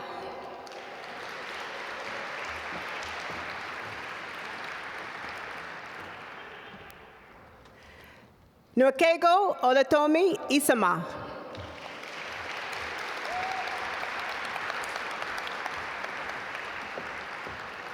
Giovanni Liu.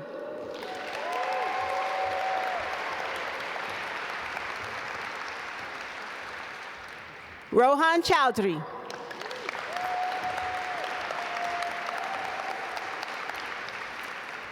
Rafael Assis.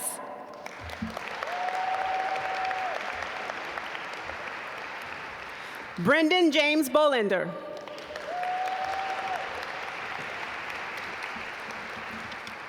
Michael Caracappa.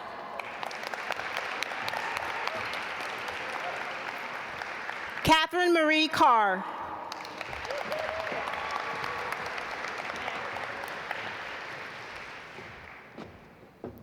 Seema Chitrik Pierce.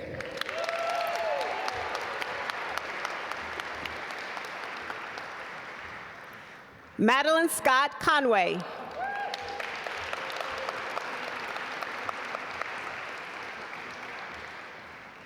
Navdeep Garg.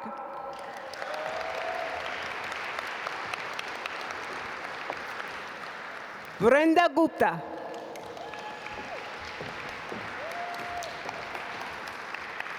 Lindsay Hughes.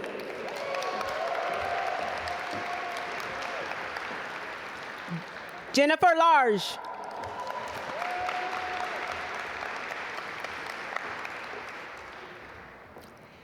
Christopher Francis Robert Lazinski.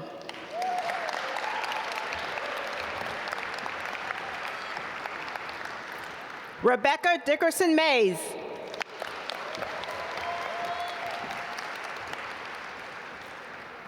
Kira Ann Osborne.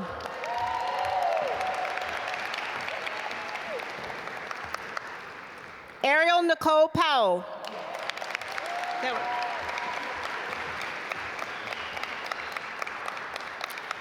Caroline Elizabeth Queen.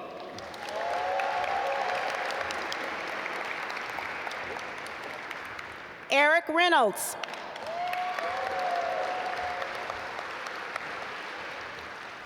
Julianne Lee.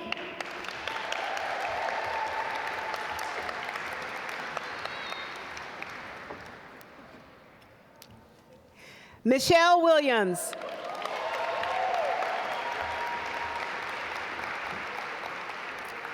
Jonathan Adamson.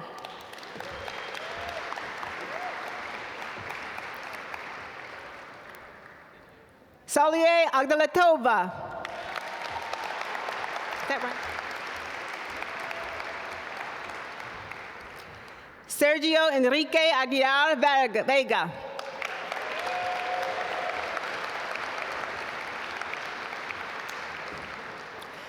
David Aguirre Guerrera.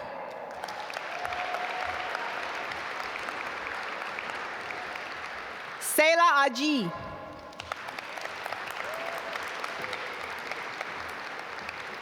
Do Chakai.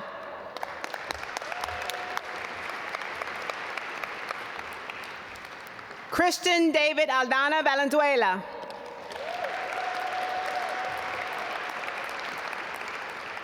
Faraz Ali.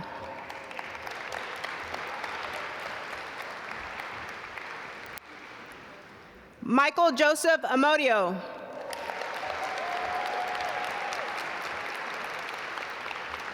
Catherine Cuddle Anderson.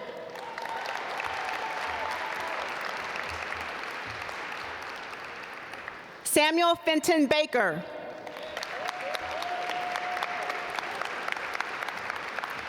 Abinya Anthony.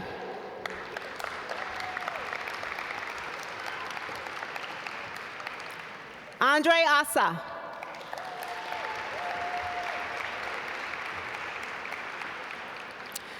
Barutavud Asukul.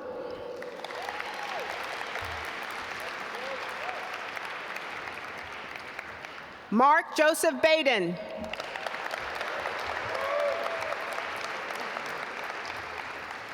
Maren Kebeda Besa.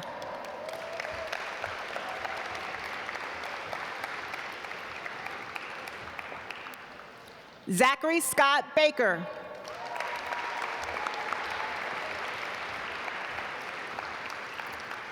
Stephen Batinovich.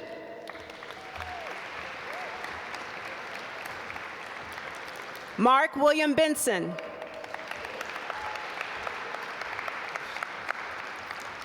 Utkuchar Bardwaj.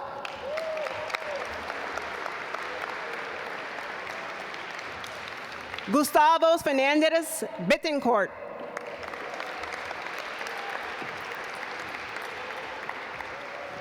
Francisco Blasco Garma. Chelsea Bollinger.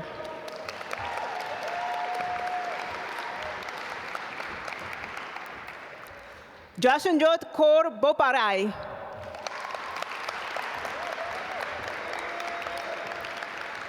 Silvia Maria Bulatas. Christian D. Bowers. Hunter Hall Bowman. Kate Laracy Branch.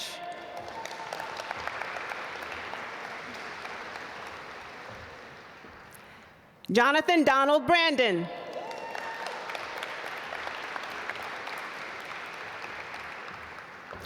Philip Brial.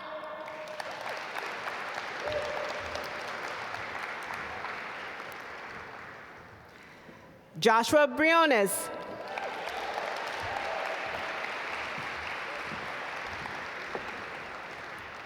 Misha Janae Bryan.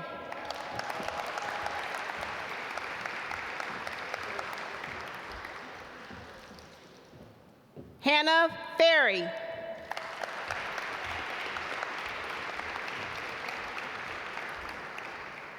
Jordan Kara Buxbaum.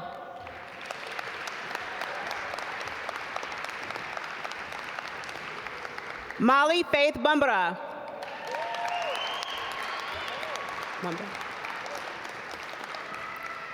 Matthew Burchell.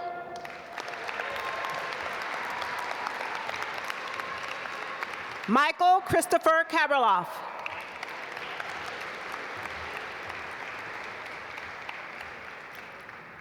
Jacqueline Rose Callahan.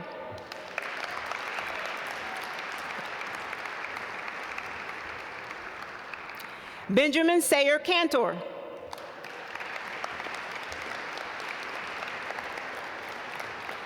Austin Melanie Carroll.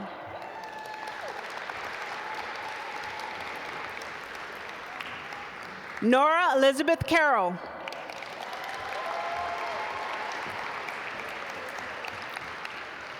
Warita Shalanonindwat.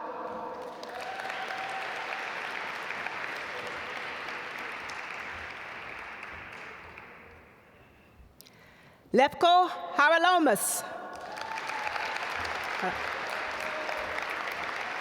Haralambos. Tony Chen.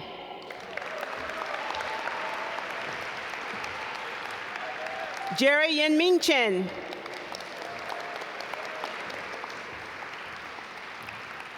Christiana Chen.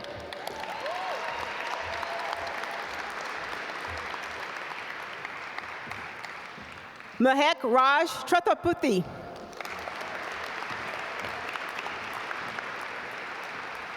Nina Chu.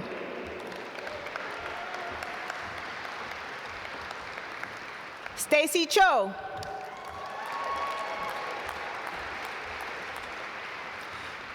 Charles Unsuk Choi.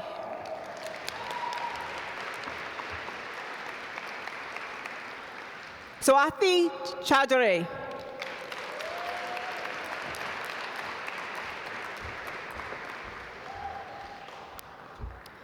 Anupa Sang Rajay Andra Singh Chaun.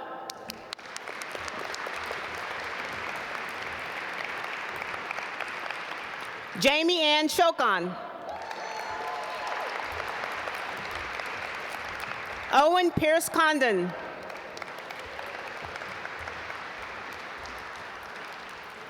Jennifer Cozen.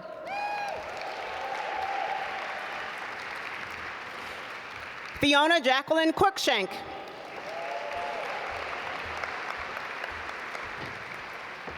Alicia Janae Cunningham.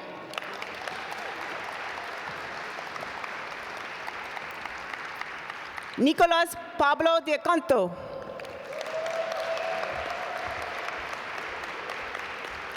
Sarah June Daly.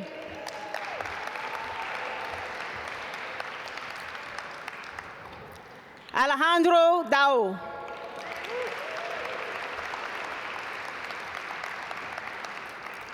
Edgar Andreas da Silva Granados.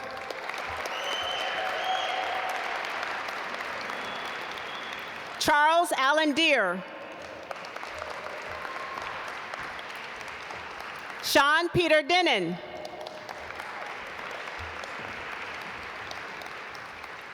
Timothy Douglas Dill. Virginia Dillon.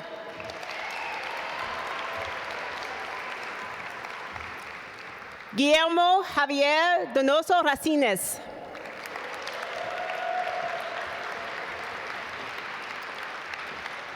Raul Dua.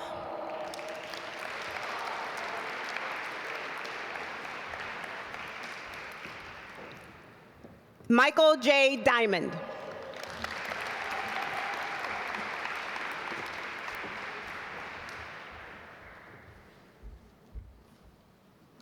Anna Elizabeth Epstein.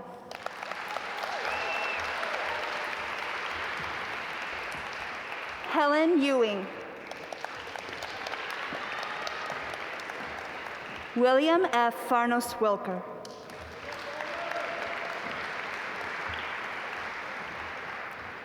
Matea Furk.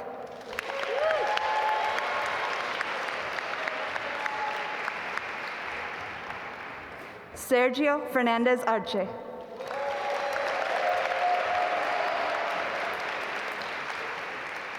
Elizabeth Bellamy Fitzpatrick.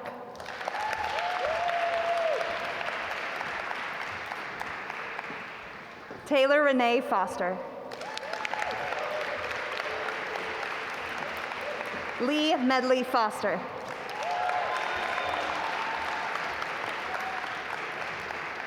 Janique Neo Sarah Francis.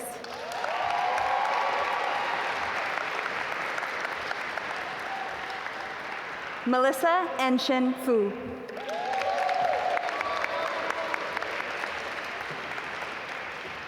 Pamela Gallardo Luna.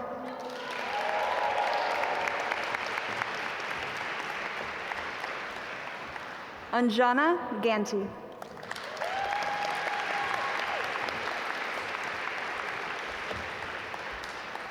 Shuya Sonia Gao.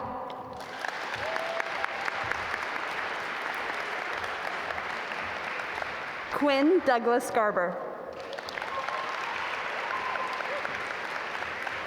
Pratik Garg.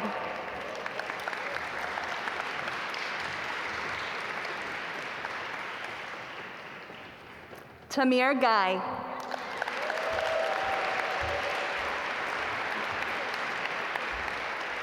Davika Ghosh.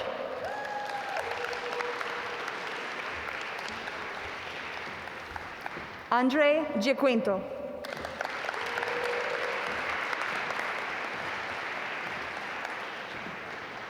Michael P. Gilkinson.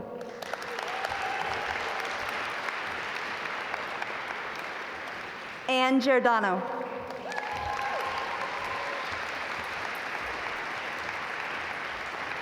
Jeffrey Michael Gleichman.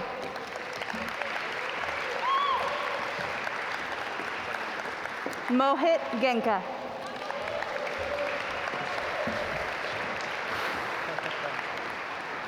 Marcos Vinicius Gonzaga Nogueira.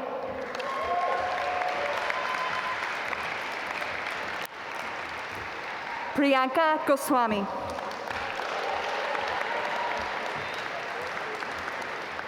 Javier Goyret Sala.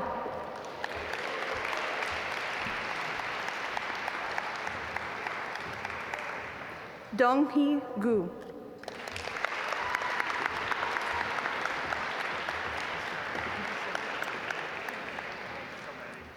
Davis Guibert.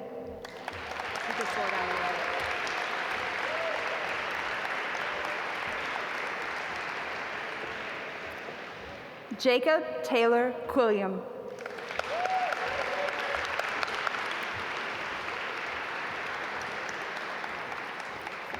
Kaveri Ganendra.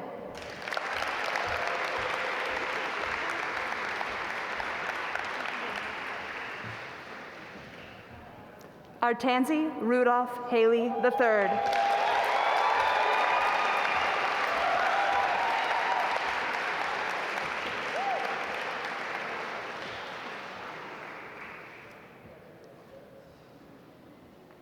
Katie Hall.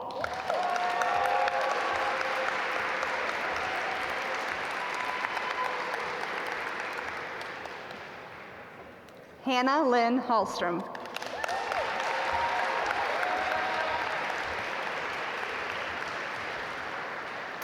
Christina Nicole Hanko.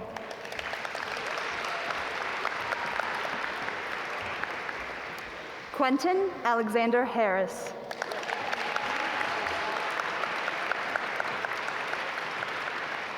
Amy Heckler.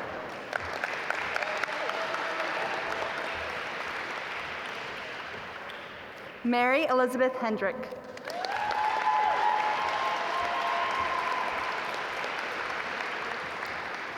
Jasmine T. Henry.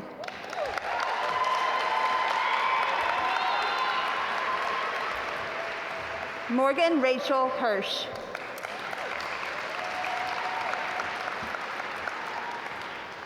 Eric John Heinrichsen.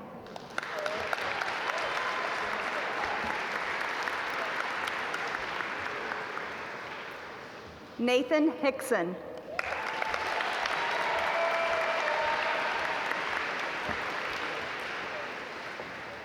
Yoon Hong.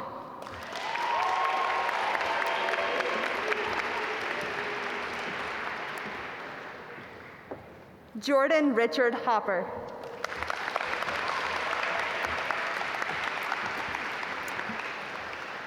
James David Horn.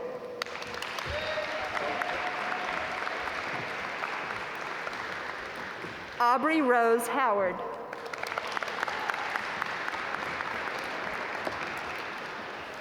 April Tutt.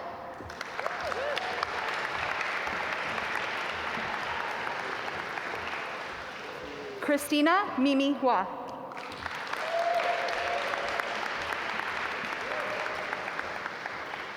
Bo Yuan Huang.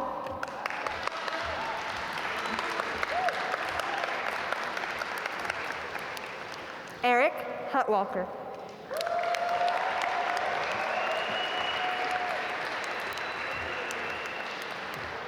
Nicholas Hughes.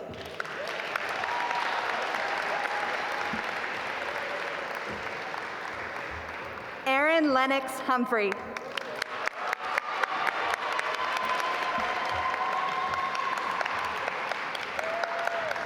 Michael Eli Hymanson.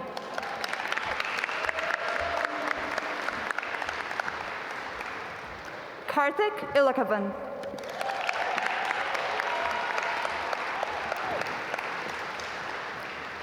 Utah Inoue.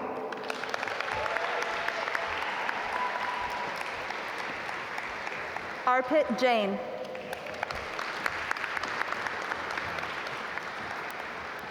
Joseph Thomas Jansen. Adam Janis.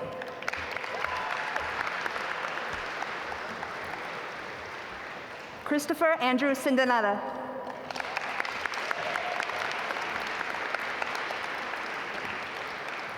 Benjamin Gregory Jimenez.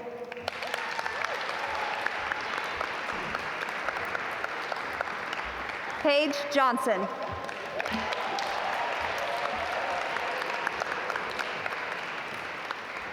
Ashley Vanessa Anthony Johnson.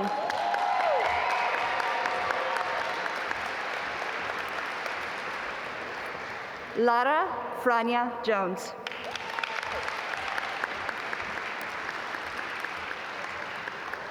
Rosalind Kadash.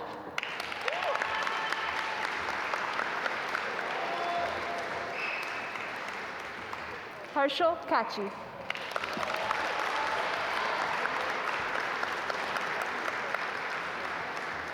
Henry Carmen.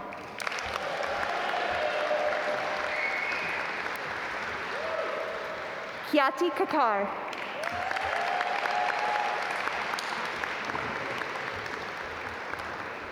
Panayotis Koutsagorgis.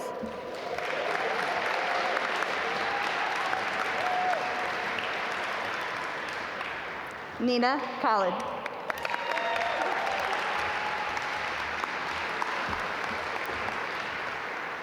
Nur Sultan Kenzabayev.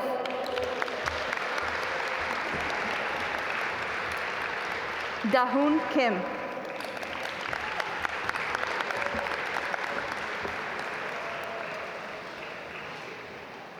Julian D. Kim.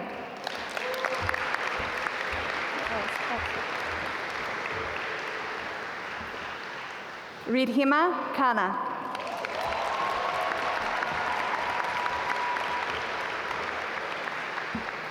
Mayuko Komatsu.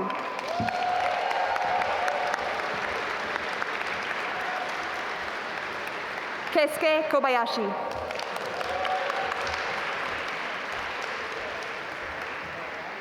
John Hosetter King.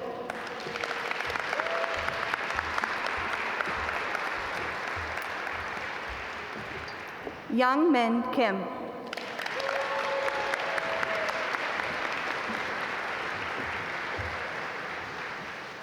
Robert Coons III.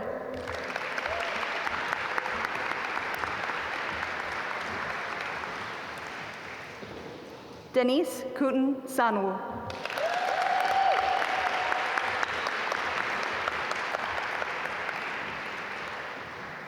Song Lu.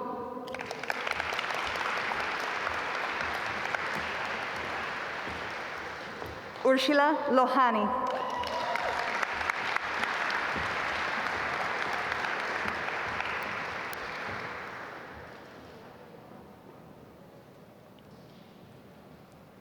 Leonardo Lacayo.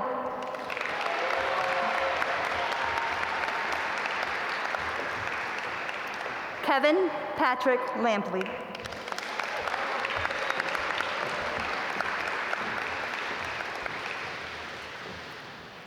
Rudolph Lolo Wong, Jr.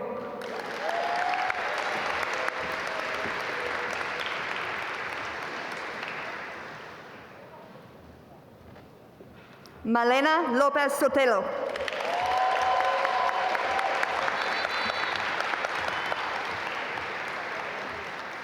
Sean Michael Lowry.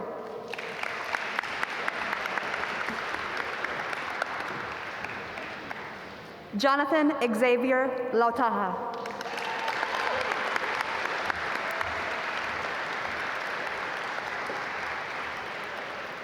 Hyun Kyung Lee.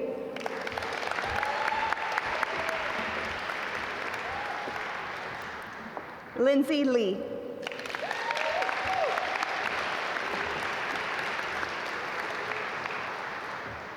Caroline Elizabeth Luck.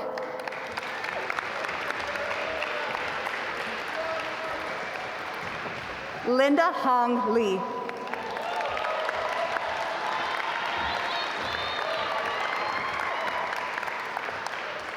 Dana Sue Lee.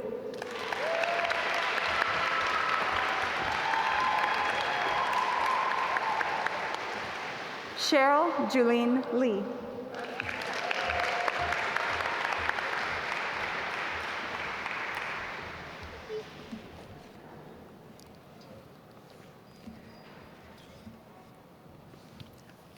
Theodore Butani McDonald.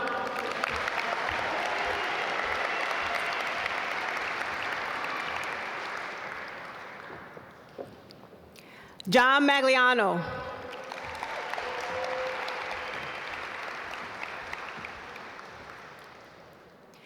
Frederick Robert Manson.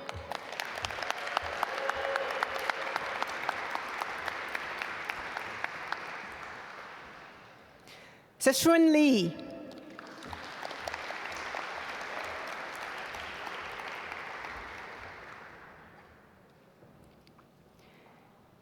Brian Philip Lau.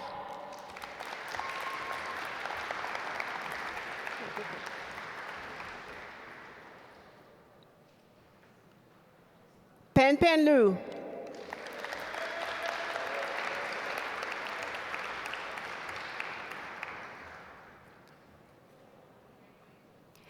Eamon Marley.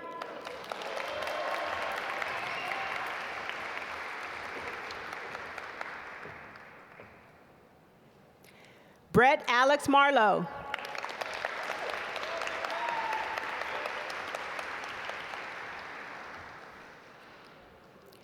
Michael Marin.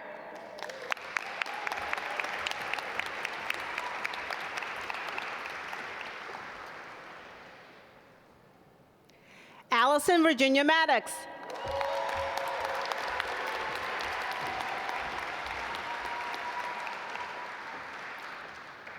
Lucas Mavromatis.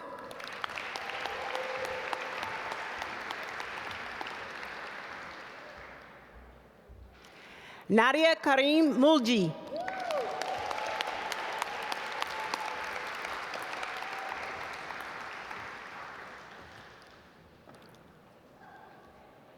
Ineza Mutamura.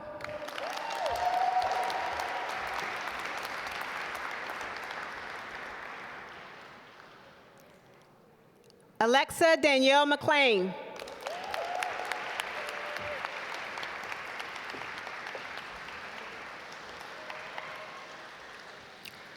Austin McElwain.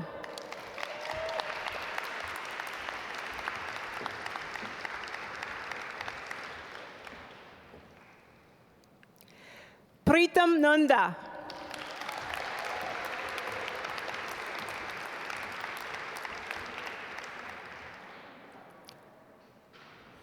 Nazila Sarah Nasari.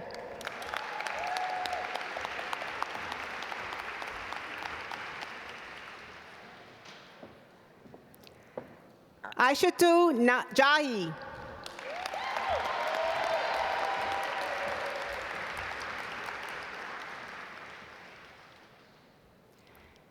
Singiz Baran Melik.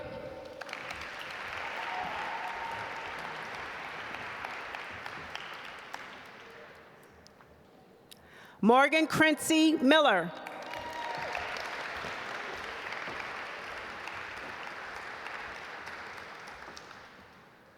Naseem Misery.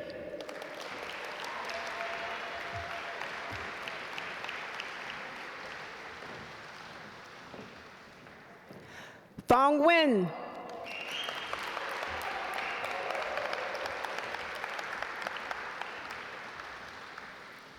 Ming Nguyen.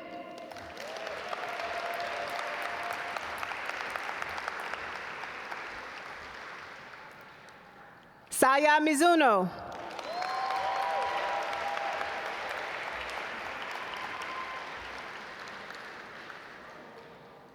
Hesham Mohammed.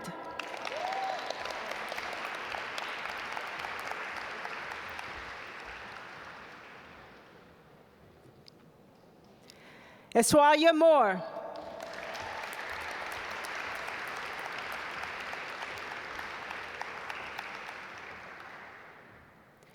Ayush Kumar Mohanty.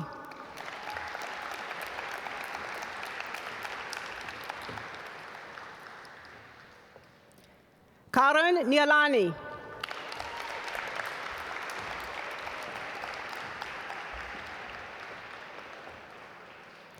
Hayden Novikov.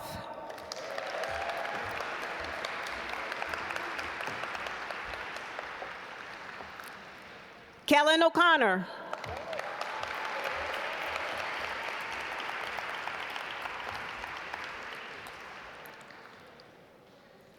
Pasha Mastagim.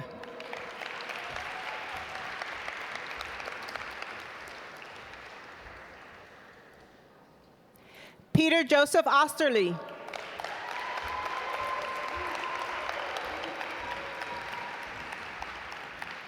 Samuel Olinger.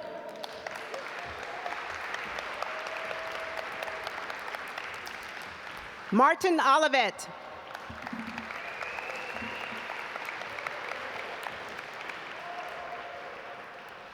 Kathleen Elizabeth O'Shea.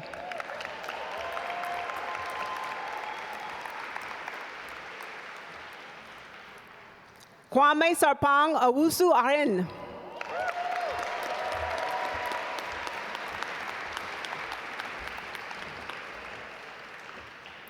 Varshini P.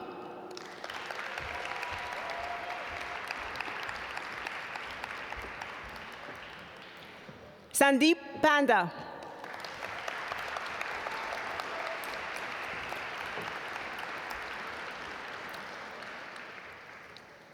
Tanya Ramesh Panakar.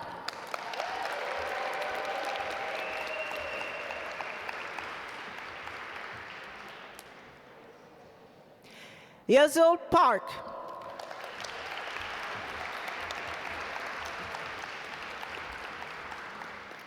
Shannon Parker.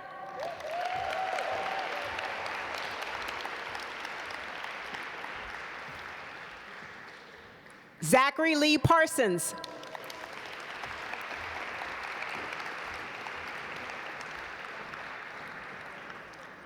Jigish Patel.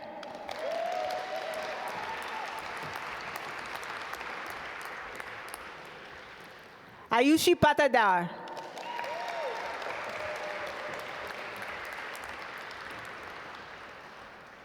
Sarah Pollen.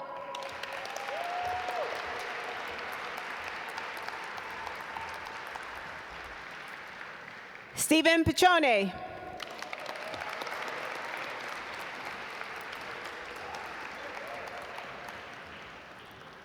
Patrick Pearson Pra.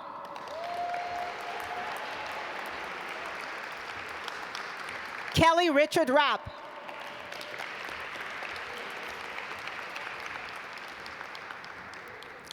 Alex Pigott.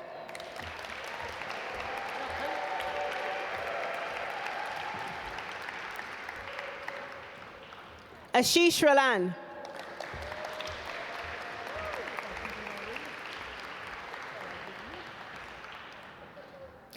Sydney Alexandria Ray.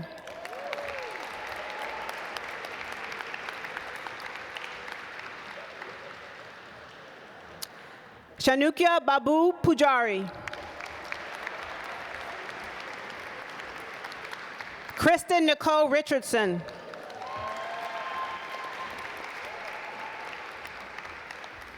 Richard Evans Richards II.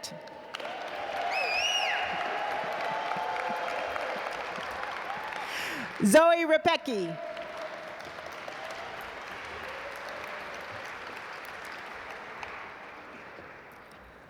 Courtney McNeil Ridenauer Apgar.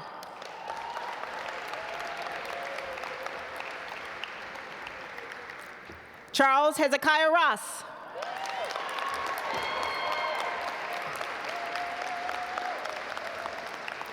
David Andrew Ritchell.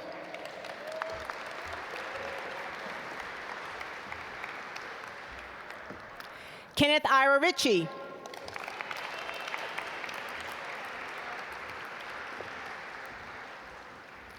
Manuel Ruiz.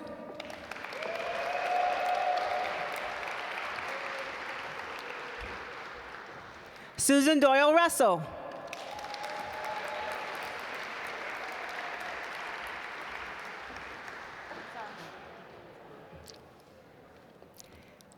Laura Yamila Chalo.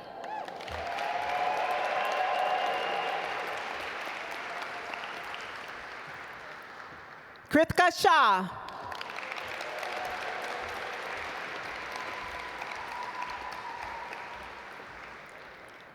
Sahil Salunke.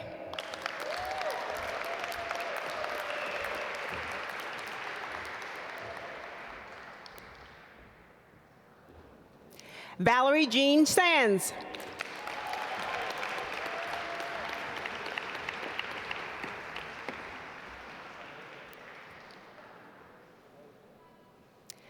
Snigdha Shankar.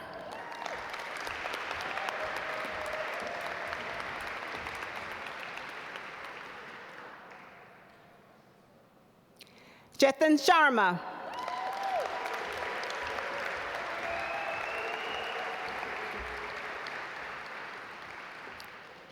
Ariel Ruan.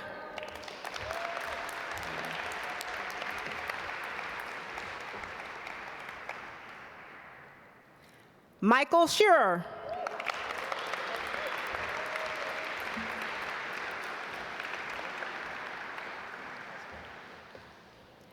Amy Schaefer.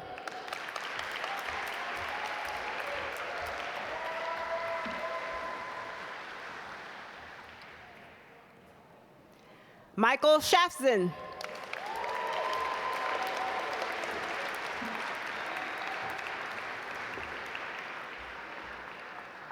Hale Allen Shekaloff.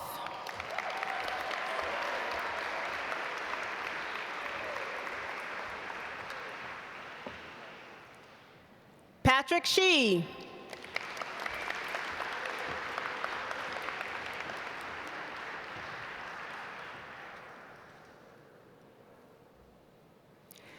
Karthik Shivaprasad.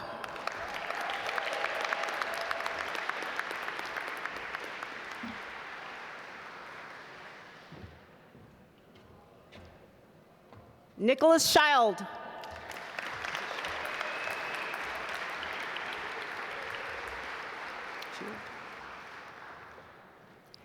Brittany Elizabeth Skill.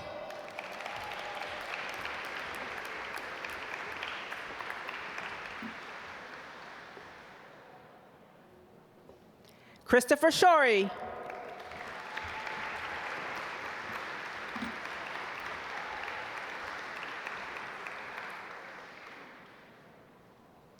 Gordon H.F. Silverman.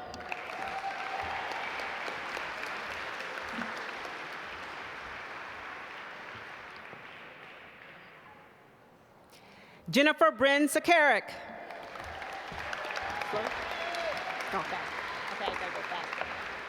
Juan Pablo Serrano. John Banks Sewell IV.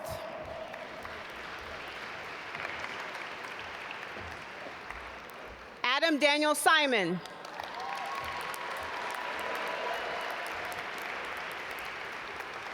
Yaya Ramatula.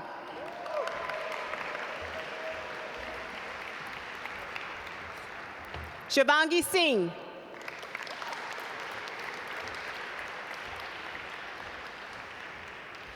Jyoti Singh.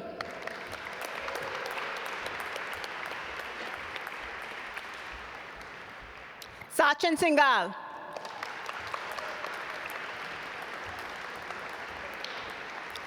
Colin Skousen.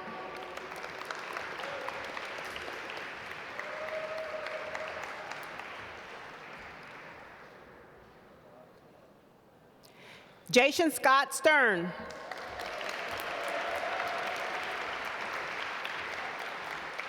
Sean Stewart.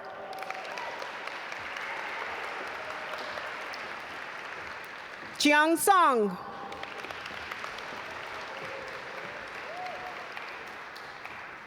Lucy Souza.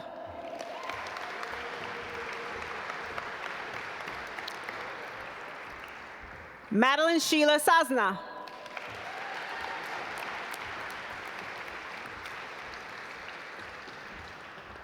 Willa Faith Helen Stevenson.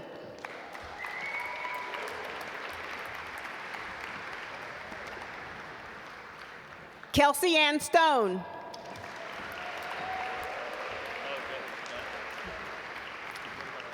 Megan Elizabeth Spell.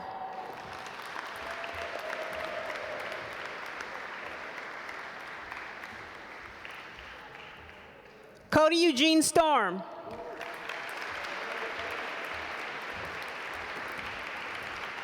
Bryce Sokomal.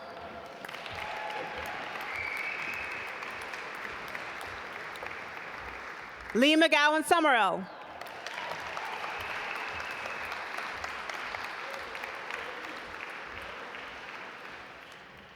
Soumya Srivastava.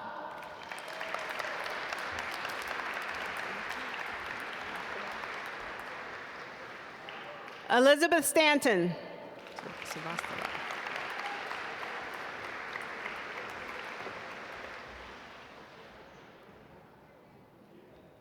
Swetha Surapunani.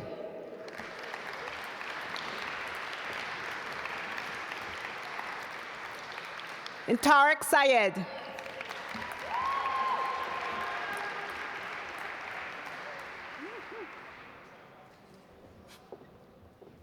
Sumiran Tandon.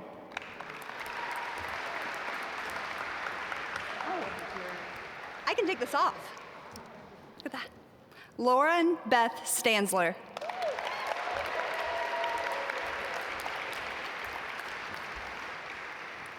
Harrison Cole Steinberg.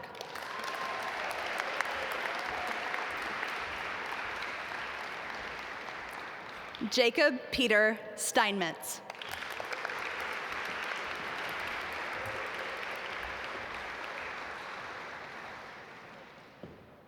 Nagin Tavana.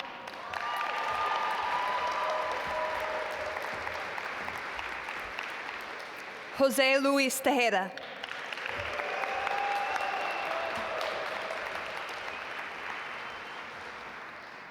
Javier Ferran.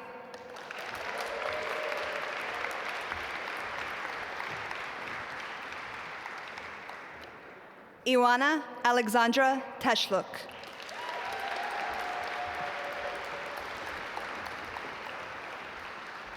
Adam Thompson.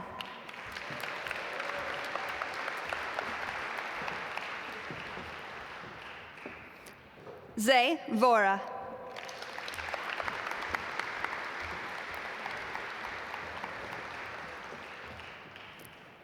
Nicole Pauline Tidwell.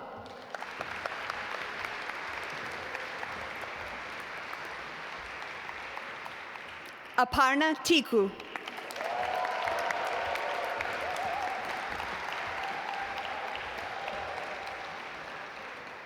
Alexander Vorans.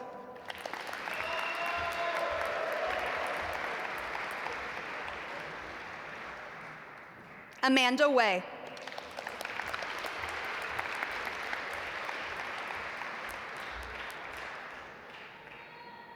Carlos Tinoco Carmelino.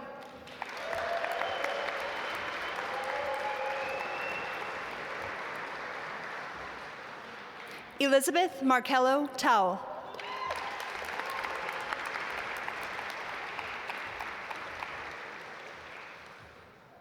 Chukuma Ama Ugu.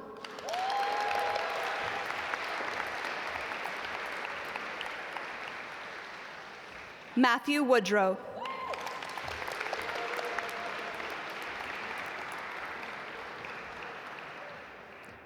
Turner William Upgren.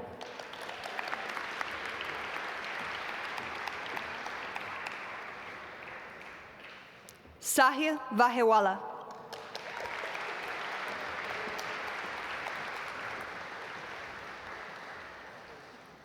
Priyanka Varma.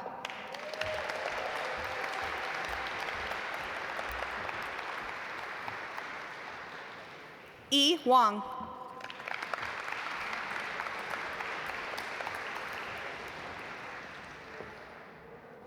Kai Wang.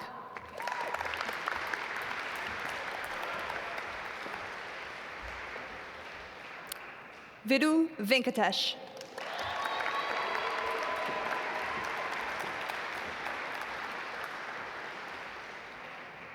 Abhinav Verma.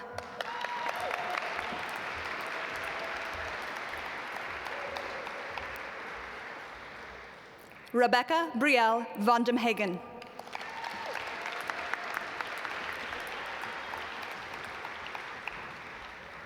Amber S. Watson.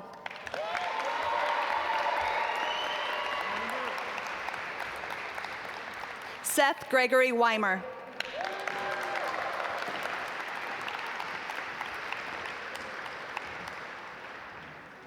Shira Rose Weintraub.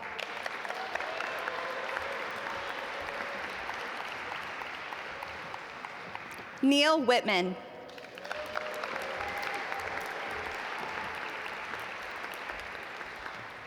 Vicky Yee.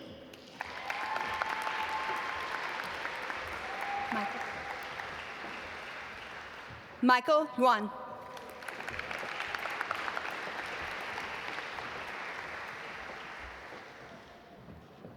Lauren Michelle White.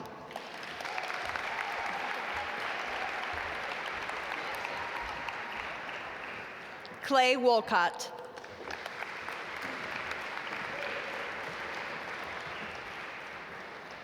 Kate Elizabeth Zapalik.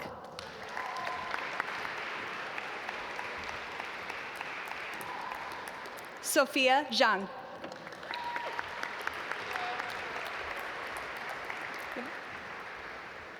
Yvonne Zhang.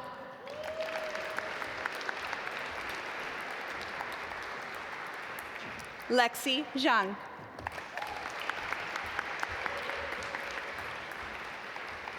Bryant Tai Wu.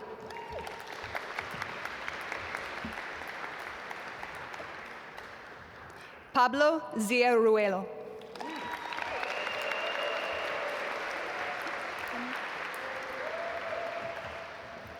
Henry Yunhen Wu.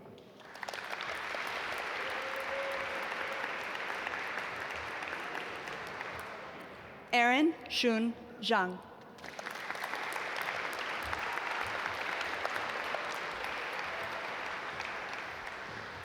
Rose Win.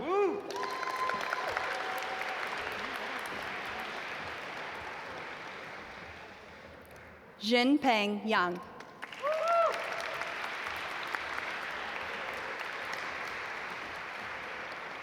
Shan Shu.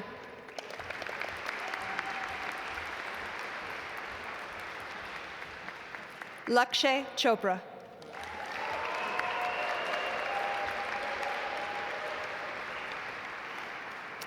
Julius Caesar Crossum.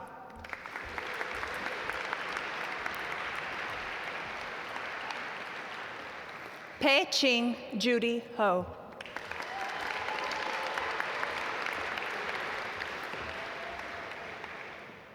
Yue Ting Chiang.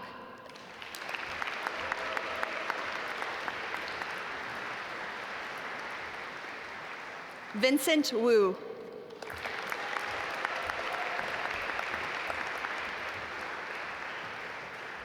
Marty Stein.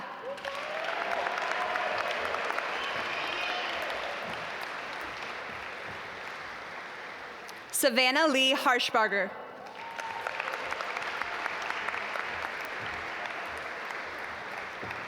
Catherine Craigie Buttichar.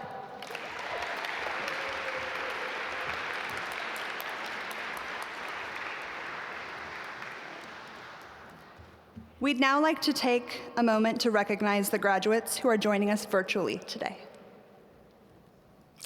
Caroline Elizabeth Kelly. Victoria Rose Schroeder. Jake Squadron. Yu Pei Huan. Daniel Watts. Sean Ebrio Alper. Connor Kenneth Atkinson. Samantha Rose Bernstein. Cheyenne Bose. Emily Arden Broyles. Jennifer Boos. Elijah Chang.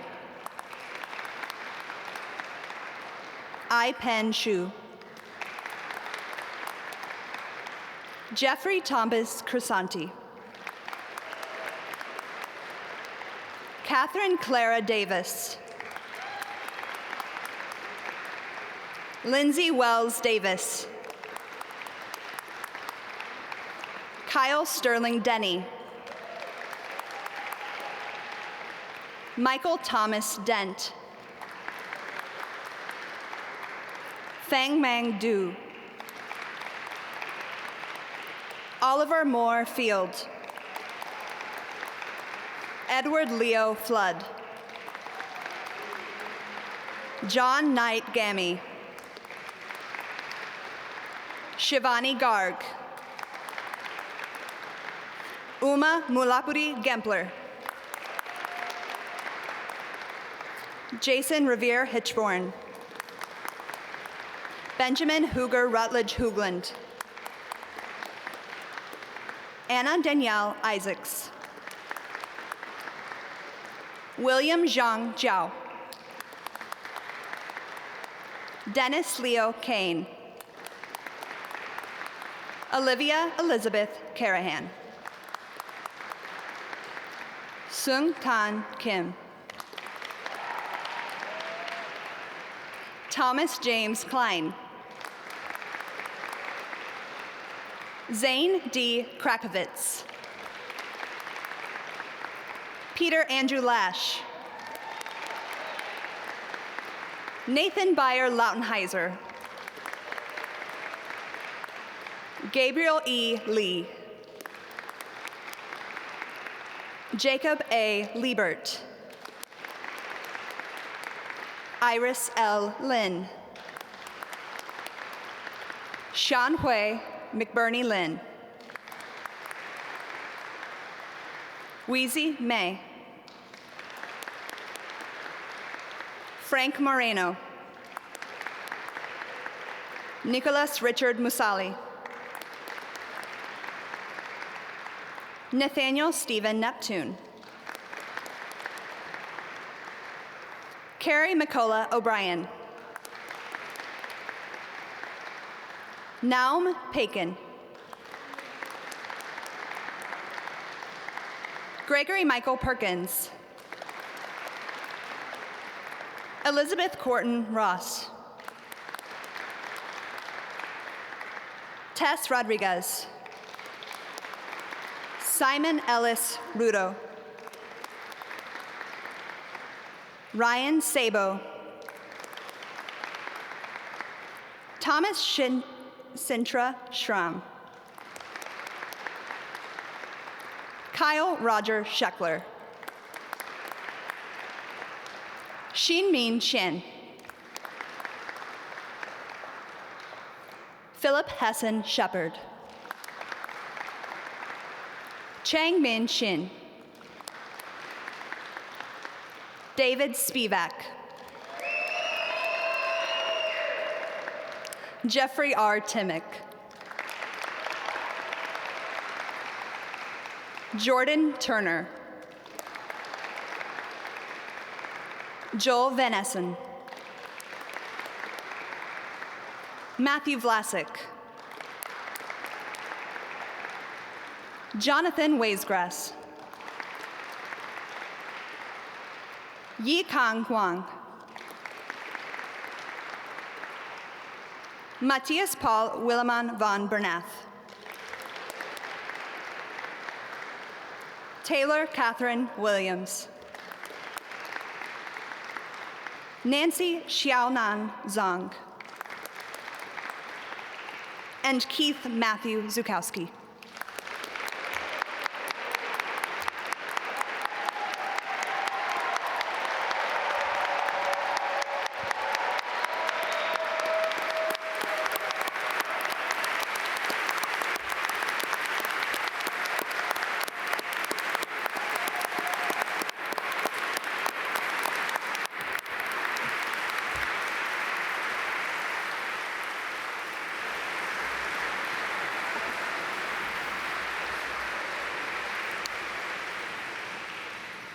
Okay, so we have now reached the point where I believe everything has been said, but not everybody has said it.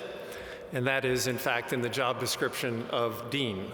So I am not going to miss this last opportunity to speak to you as students. So none of you chose an easy path, whether you began a year ago or 2 years ago in choosing this MBA journey.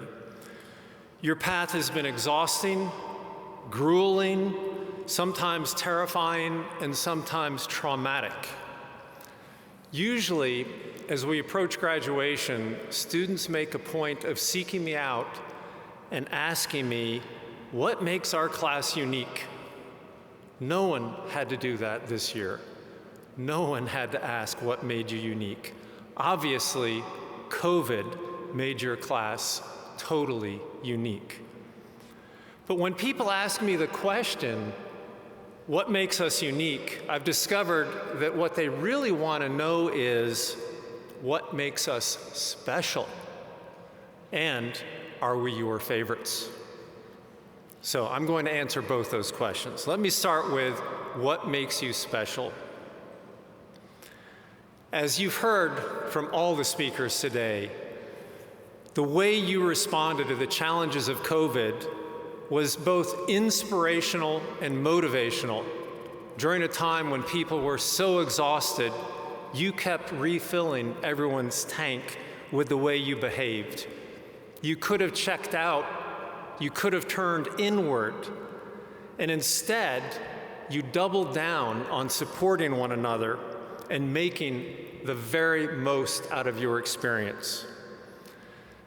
Most of you probably do not know that back before the internet was born, I was a marketing professor. And you probably only remember that because Russ Morgan typically introduces himself as saying, I took marketing from Bill Bolden. And in marketing, for many, many years, we've talked about the 3 C's and the 4 P's. For me, you have permanently redefined the 3 C's and the 4 P's. I will forever associate you with courage, creativity, and caring.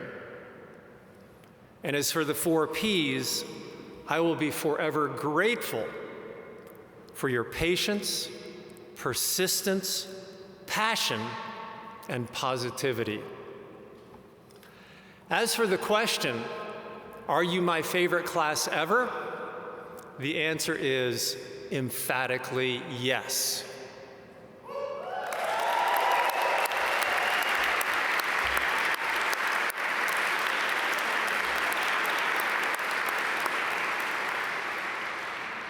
And for the accelerated MBA graduates who are among us, in no way is the fact that you were number 1 out of 1, no, that does not diminish that accomplishment whatsoever.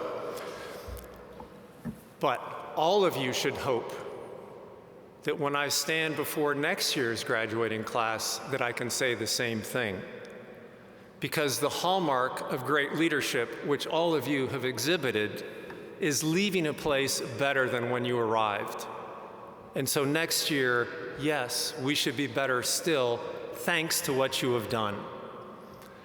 And if you'll give me a few minutes to just humor me, of course, I'm not giving you much choice here, I want to reflect on what graduation means. Because if you look up the definition of graduation, what you'll find is that it means to elevate to a higher state of consciousness. That's pretty extraordinary, to get to a higher state of consciousness. And in fact, I think that you've achieved a higher state of consciousness in 4 different dimensions. The first of these is happiness. That may feel a bit jarring to you for me to say that you've achieved a higher state of happiness than when you arrived, given this absolutely insane world we've been living in and the misery that we've experienced together. But you may all recall, although you probably don't, that when I first welcomed you, I wished all of you happiness on your journey. And happiness is something that sets you and Fuqua apart. If you think about it, our peer schools are constantly looking for the smartest, most talented person in the room. And as an aside, I will note that we gave all of you an opportunity to be the smartest person in a room when you were taking your online classes.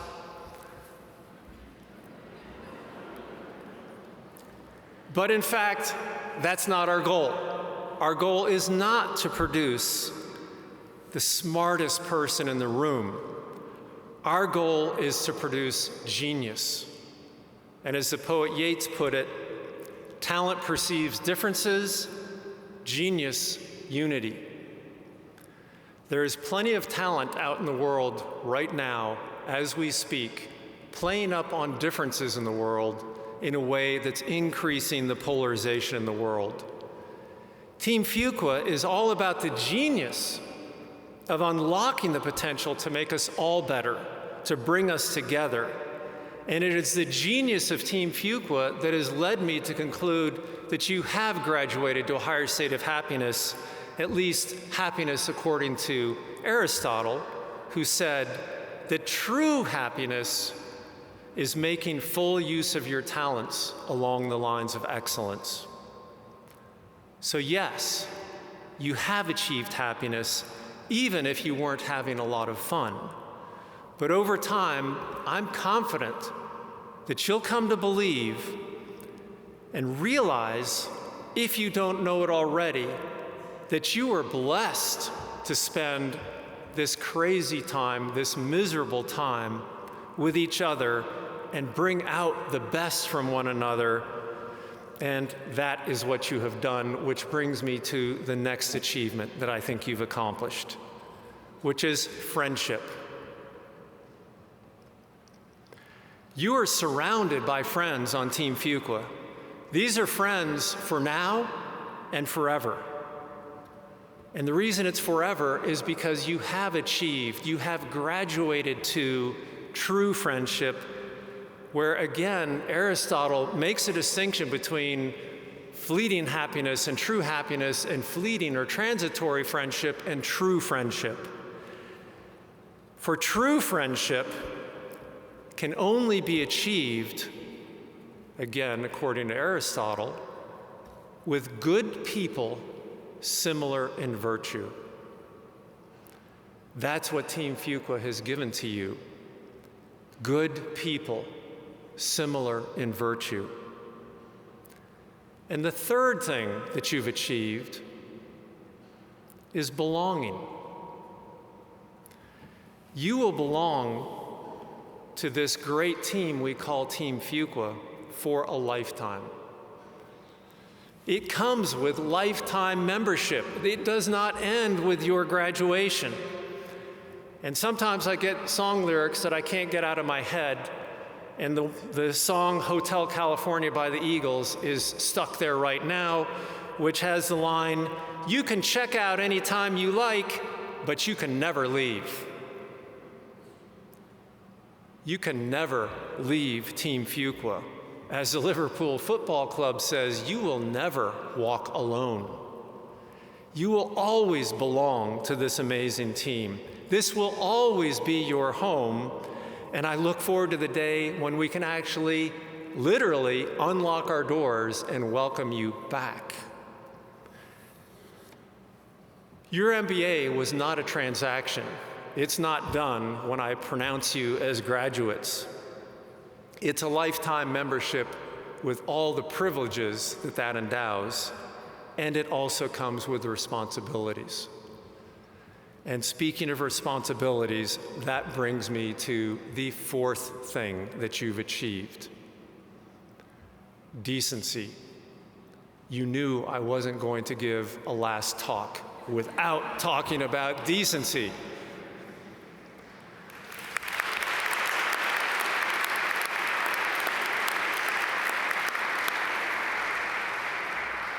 All of you arrived here because we saw decency in you, and these terrible times have brought out a level of decency from all of you in a way that I don't think any of you could have imagined was possible. But what you've done is nothing short of miraculous. And the thing about decency, and the reason why I saved it for the final thing that you've achieved, is that it's actually the secret ingredient in terms of your ability to achieve happiness, friendship, and belonging. It is decency that enables all those things. And the price of admission for lifetime membership in Team Fuqua is decency. Never, ever, ever lose your decency. And so, finally, which I'm sure you're eager to get to the end of this, I have 4 requests of you. The first thing is, please show deep and frequent appreciation for those that got you here. Both present, surrounding you, over in Wallace Wade, and around the world. It took a team outside of our Team Fuqua to bring you to this momentous occasion. Please show your gratitude, as I said, deeply and frequently with the people who got you here. The second request is, please don't forget us. Stay connected to us and make a difference in the lives of those who will follow you, in the lives of those people who will someday sit in the seats that you now occupy. We rely on our alumni to continue this virtuous cycle of giving back to the Team Fuqua community. The third thing that I request of you is the one which all of you will say, that's ridiculous. We are all over this. And that request is, stay connected to each other. And it's not as simple as you may think in this moment. When you leave, life will come at you hard. It will be fast and furious. And it will be very easy just to say, let me put off connecting with my classmates because I've got something I've got to do right now. And before you know it, a year has passed, 2 years have passed. It takes work to invest and sustain relationships that matter in life. Invest deeply in these relationships, which are so profoundly important today and can be for a lifetime. My final request is at once the hardest one, but at the same time, maybe the one where I actually have the most confidence that you will fulfill this request, which is make this your time. The world has gone through such terrible times. People are so scared, anxious, and the scars of COVID aren't going away anytime soon. People are desperate for the kind of leadership that all of you are ready to provide. This is your time to shine and make a difference in the lives of others, just as you've made a difference in our lives during your time here.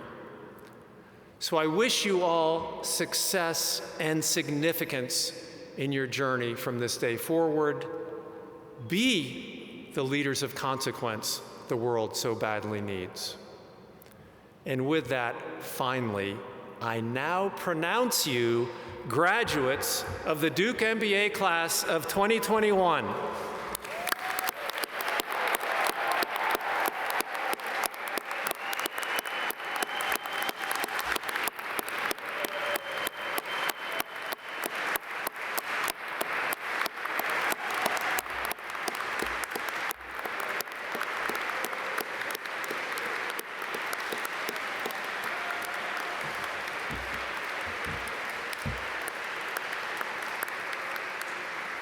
So if you could just give us a minute to exit off the stage, and then if all of you can please leave Cameron in an orderly fashion, and please join the celebration with friends and family who will join us from Wallace Wade on the plaza outside of Cameron. Thank you all so much, and congratulations a million times over.